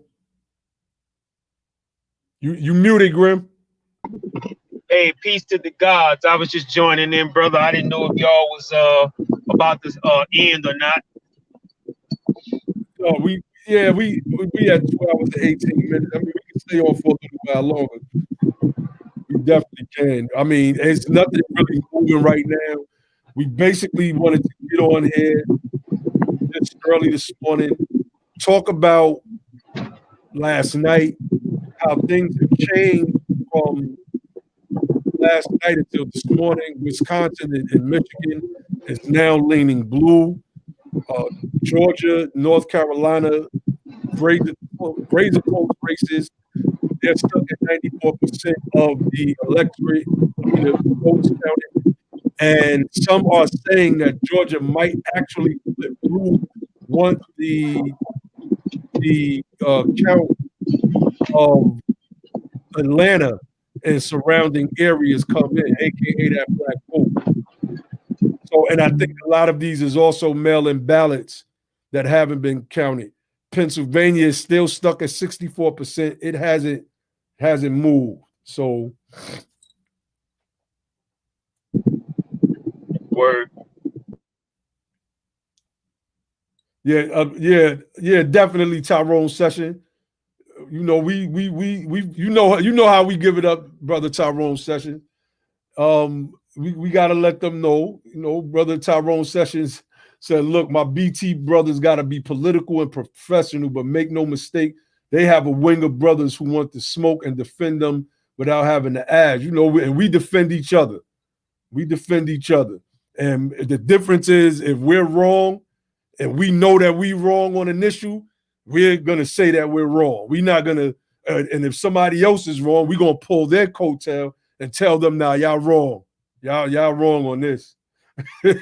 So, you know, we ain't just gonna side with nobody just to side with nobody. We ain't doing that at all. We're gonna always stand on the truth because that's our, you know, that's a part of our principles that we stand on: love, truth, peace, freedom, and justice. So I just wanted to, you know, wanted to say that. Yeah, shout out to the mods too. This is like just a impromptu show. We just be going live. We normally have a Tuesday and Thursday broadcast, but we just been going live now with this election time. It's just crazy. So, you know, we don't. I know the mods got to work too. You know, everybody got to work, but you know, we appreciate everybody's contributions to this program. I'm watching. What is this? Hold on. Hey, yo, I jumped off for a minute, but what happened? I missed one of the Moors or something? You there, Josh? Yeah, no, I was somebody making some comments. What I'm seeing, yeah, my bad. What I'm seeing on the news or NBC right now, matter of fact, let me see if I can pull that up, is they are, oh man, let me see if I can still pull it up. In Pennsylvania right now, they said they have millions of ballots that still need to be counted. That's deep. Yeah. Yeah. That's deep. So he could still possibly win Pennsylvania. That's what it really comes down to. This thing might not go the way that, you know, because last night it seemed ominous. I mean, it really did. It seemed like, I'm trying to find the one that's on now for, I mean, I'm like this. Either way, we're gonna lose as America's descendants of slavery, but it's like, you know, and I'm not choosing between the lesser of two evils at all. I refuse to do that, which is why I left the top of the ticket blank. I wrote in a name. I wrote in a anagram of American descendants of slavery. So let me see NBC News Live. You know, man, my whole thing is this. If I could say real quick, and I think you alluded to it earlier because I tried to get on, but I was out and about handling business. But you know, the fact that this vote is so close, brother, man, is that, I mean, it's really a blatant indictment, man, on this country. You know, it's a blatant indictment, man, and you know, basically, man, to me, you know, man, a white America was basically, man, waiting on their white racist, supremacist messiah, man, and they got him, and they go ride with him. You know, we was talking about earlier this morning. You know, you got Trump supporters, man, pulling over little 26-year-old females, threatening to fight them and beat them. Yeah, man, and this ties back too, man, into the show that we did on about the chaos after the election, man. You know, the bottom line is that this thing, it ain't over yet. I mean, this thing can get real ugly, man, real fast, you know, because, you know, Trump was wise enough to set the stage that, hey, man, these people, they gonna steal this election from me. And, you know, the people that he really appealing to is people who had already been, that the Republican Party had already been flirting with these types for like a very, very long time, you know? And these people are people that hunt, fish, shoot guns, learn survival, ex military people who joined the military not just to protect the country, but to be able to learn combat skills and things of that nature. And y'all probably played some of the videos. I don't know if y'all played them or not, but of these people saying if Trump go lose this election, they go ride, man. And for me, that's the most concerning and vexing thing, man, about this whole thing, is that I've been saying, man, that these people do not mind. Hush your mouth. Yeah, these people been, you know, they'll ride with fascists, and then they'll rather a fascist government just as long as they in the class that's on top in the fascist government. And I stand by that, and I roll with that, and that's been the greatest concern for me, man. You know, that is a concern. That, you know, that part of it, we have to be concerned, particularly as quote unquote black men, as we're called in this nation, because we have been the victims of this fascist state for the longest. Like, we got to just be honest about that. Fact. So yeah, a part of you is like, I don't know. Do we get some type of reining in of the cops under a Biden Kamala administration? You know, you think about stuff like that. If not, you also have to think about the fact that these people are killing us. The cops are, and Trump, he's not stopping that. He's not doing anything about that. Right. And in fact, this gonna get worse, man. And I think I made a comment, bro. I mean, you know, not only police, you know, you gonna have regular citizens emboldened. I mean, look what happened to Ahmaud Arbery, you know, and like, you know, I talked to another one of my friends who live right, you know, across the state line over in Mississippi. You know, he said, you know, since this stuff been going on with President Trump, man, he's never seen in a long time the amount of aggression shown to him by white males, you know, and I can just say the same. And I mean, you see it on TV every day. You see that these people, man, are emboldened to do what they're doing right now. So I can only say that it's gonna get worse, or it can get worse, man, until something just pop off, man. And then, like I said, you know, I just can't emphasize enough. That's my greatest concern with all of this. And yeah, no, I feel you. They ran the DNC ran to me. And I think one of the viewers said this too. You know, this happening because the DNC picked the worst possible candidates that they could pass, so they can continue, man, democratic liberal hegemony. You know, that's right. And not, you know, it's coming back to bite them in the face, man. Like, Bernie was the candidate to run. Even though Bernie was running on the class stuff, we talked about that, man. They missed their boat twice, man. And basically the masses of the party, and it's just Grim speaking. I'm not speaking for nobody else, man. The masses of the party, man, was basically waiting for a progressive agenda that the corporate Democrats is not ready to embrace, you know. And then they also have another problem inside the Democratic Party, and that problem is that they don't really want to adopt a lot of progressive policy specifically towards their most loyal constituency. That's right. Which is the descendants of slaves, right, in this country. And they you know, they don't want to embrace a progressive agenda towards us and specific to us because they are afraid to lose the middle that would trade their DNC hats for MAGA hats at the drop of a dime, you know? That's right.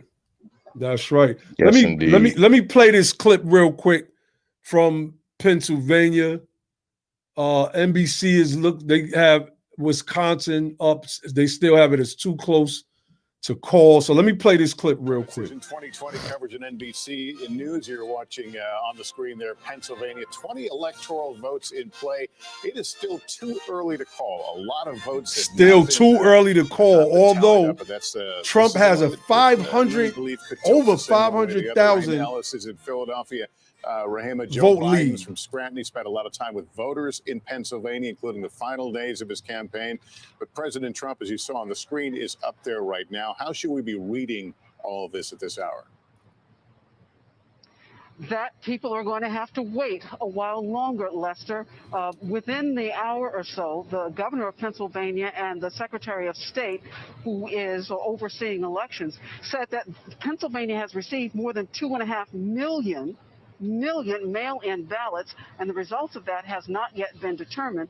What they are going to do first is report out the in-person voting that was cast yesterday, and then they're going to tally up all of the results from the mail-in ballots, and they're going to release that.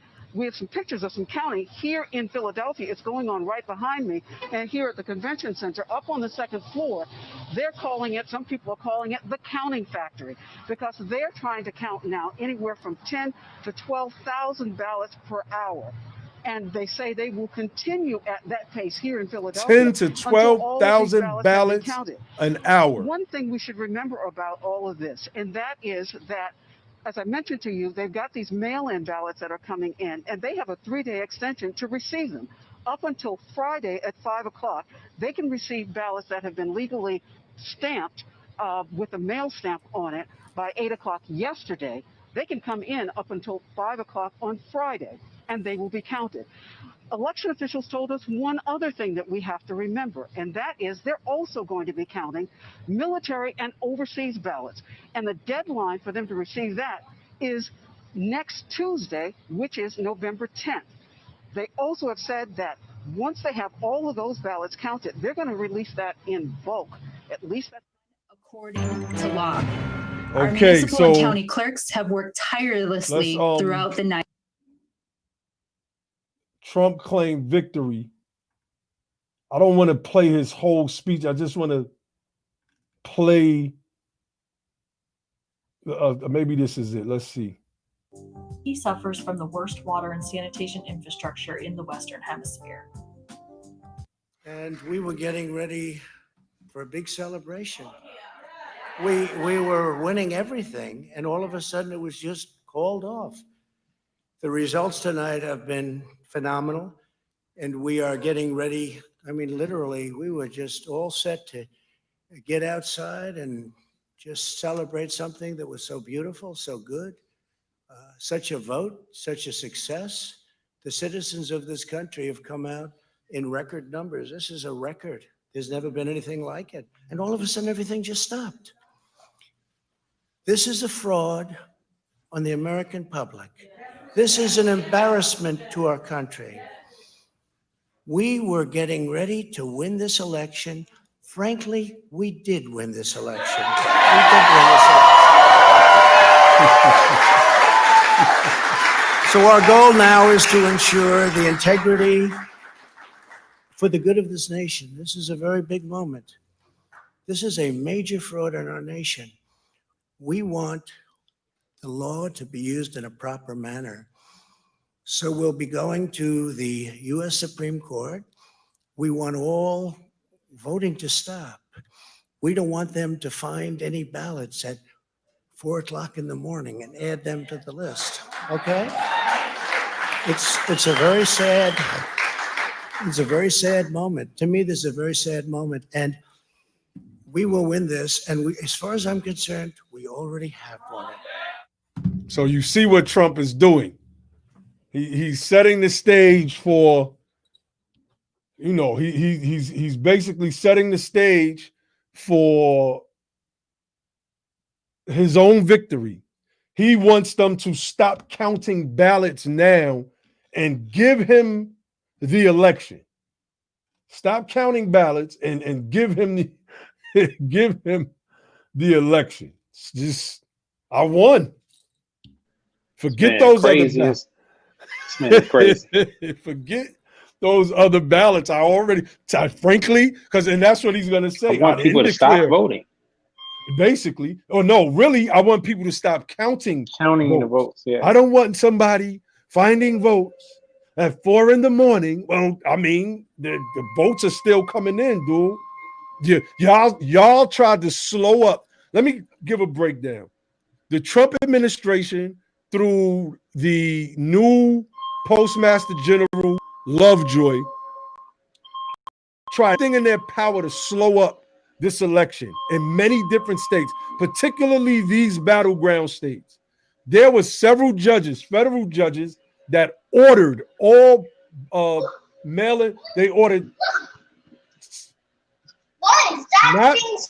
not first-class delivery. Oh, D-Joy. What did I say? Lovejoy? D-Joy. First class, I got Lovecraft Country on the brain probably. First, the judges ordered no more first class delivery because that was a part of the problem. There were federal judges who ordered that. Let me see if I can pull that up too.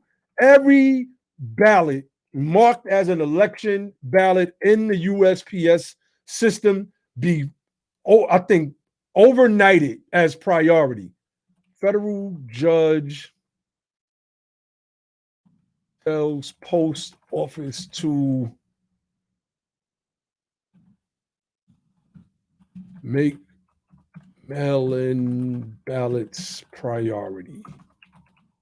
Let's see if I can pull that up. Because this happened 2 days ago. Here we go. All right, let's pull that up.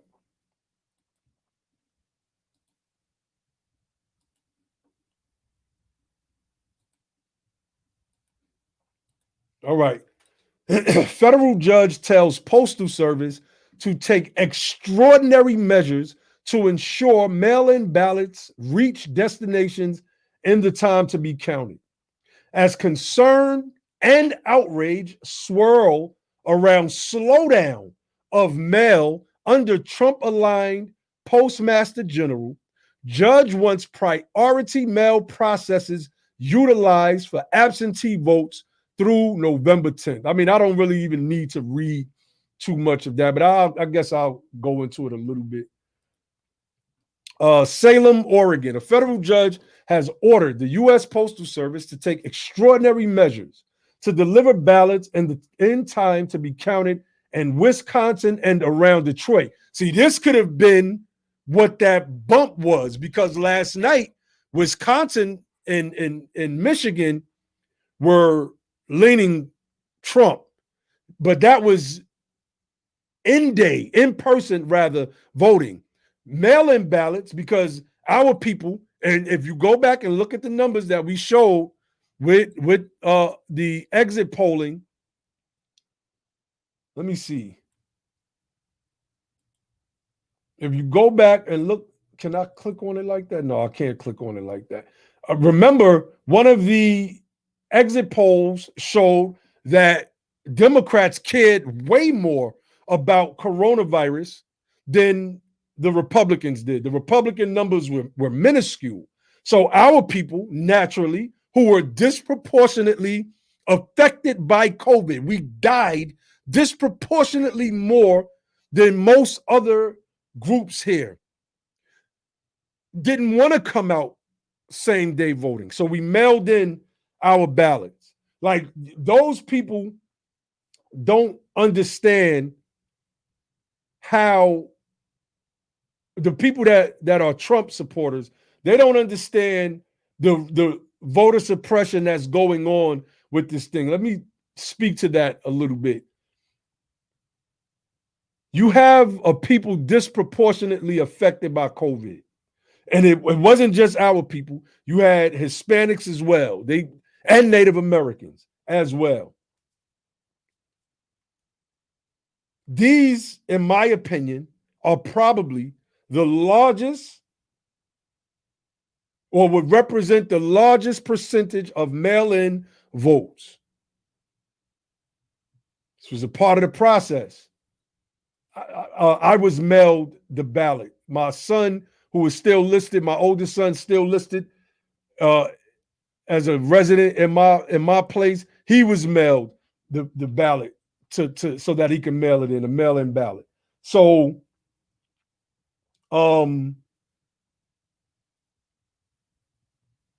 what Trump is trying to do now, in my opinion, is take away these votes. But I just played where he said he wants them to stop counting now and just give him these states. He is trying to delegitimize the mail-in voting process. He's been doing that for the longest. He knew he was briefed.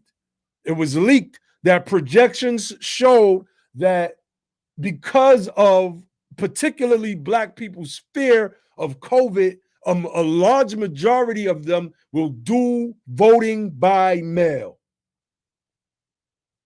He knew that. And he tried to delegitimize that process. This is what we've seen in Michigan, I believe.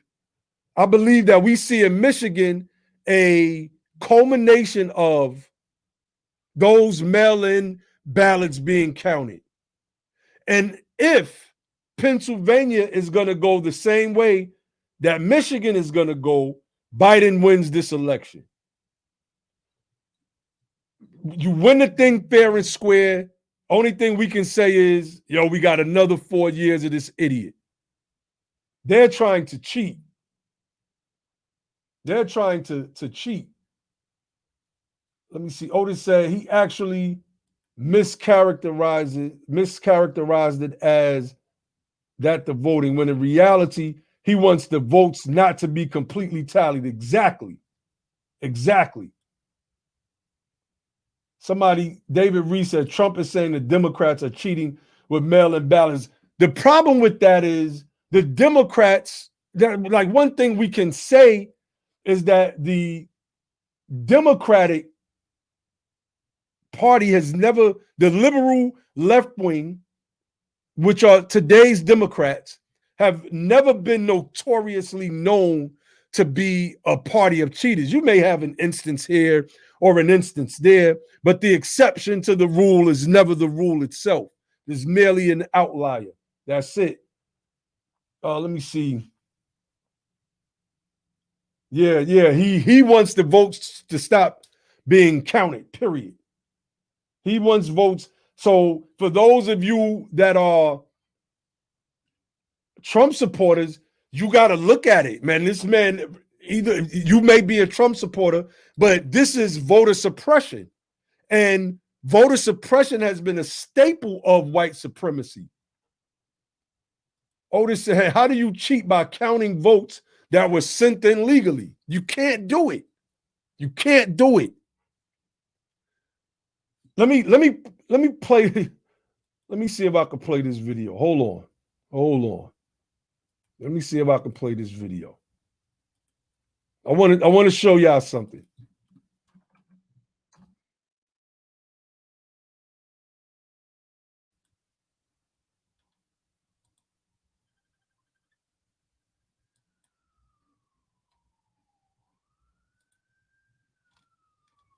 Hold on 1 second. Let me play this video for y'all. This is, and my brother Grim came on and spoke to this issue. And this is my concern with a Trump election. I mean, make no mistake about it, I'm ready. But at the end of the day, like we have to be real. We have to be real. This is my concern with another 4 years of Trump.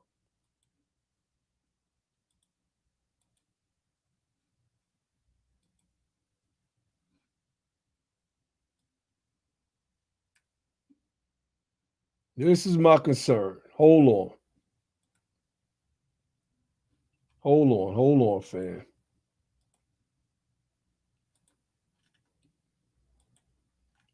I cannot play this for whatever reason. I can't unmute it.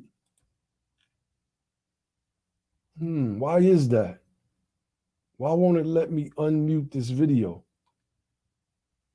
But basically, what these guys are saying on this video is if Trump loses, they're going to war. They are like, these guys are training. They are fitting their vehicles. Look at them. I mean, this dude is perfecting his aim. They want to kill. And remember, white supremacy for you black Trump supporters is rooted in anti-blackness. Make no mistake about it. It is rooted in anti-blackness. No other way around that. So I want y'all to think about that. I do, like, we got to think about that, because there's no way I'll vote for Trump. There's absolutely no way. It's like I didn't vote for Biden. I'm not going to vote against my interests, period. But I just wanted you all to see this. Unfortunately, I couldn't unmute it for whatever reason, but yeah, we see it. So, I mean,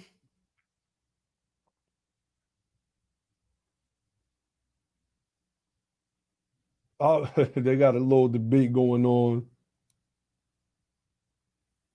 I'm not touching that. I'm not touching that.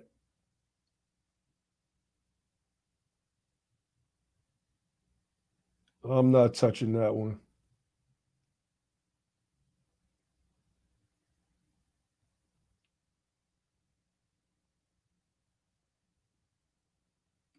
Ms. Battle said, me too, but I went in to vote and almost didn't get to vote. Luckily, I had the mail-in ballot in my car because I had to turn it into her vote. So, I mean,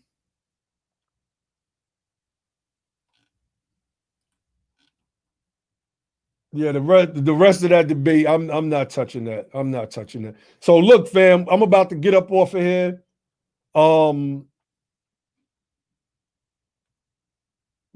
Nothing is changing so far.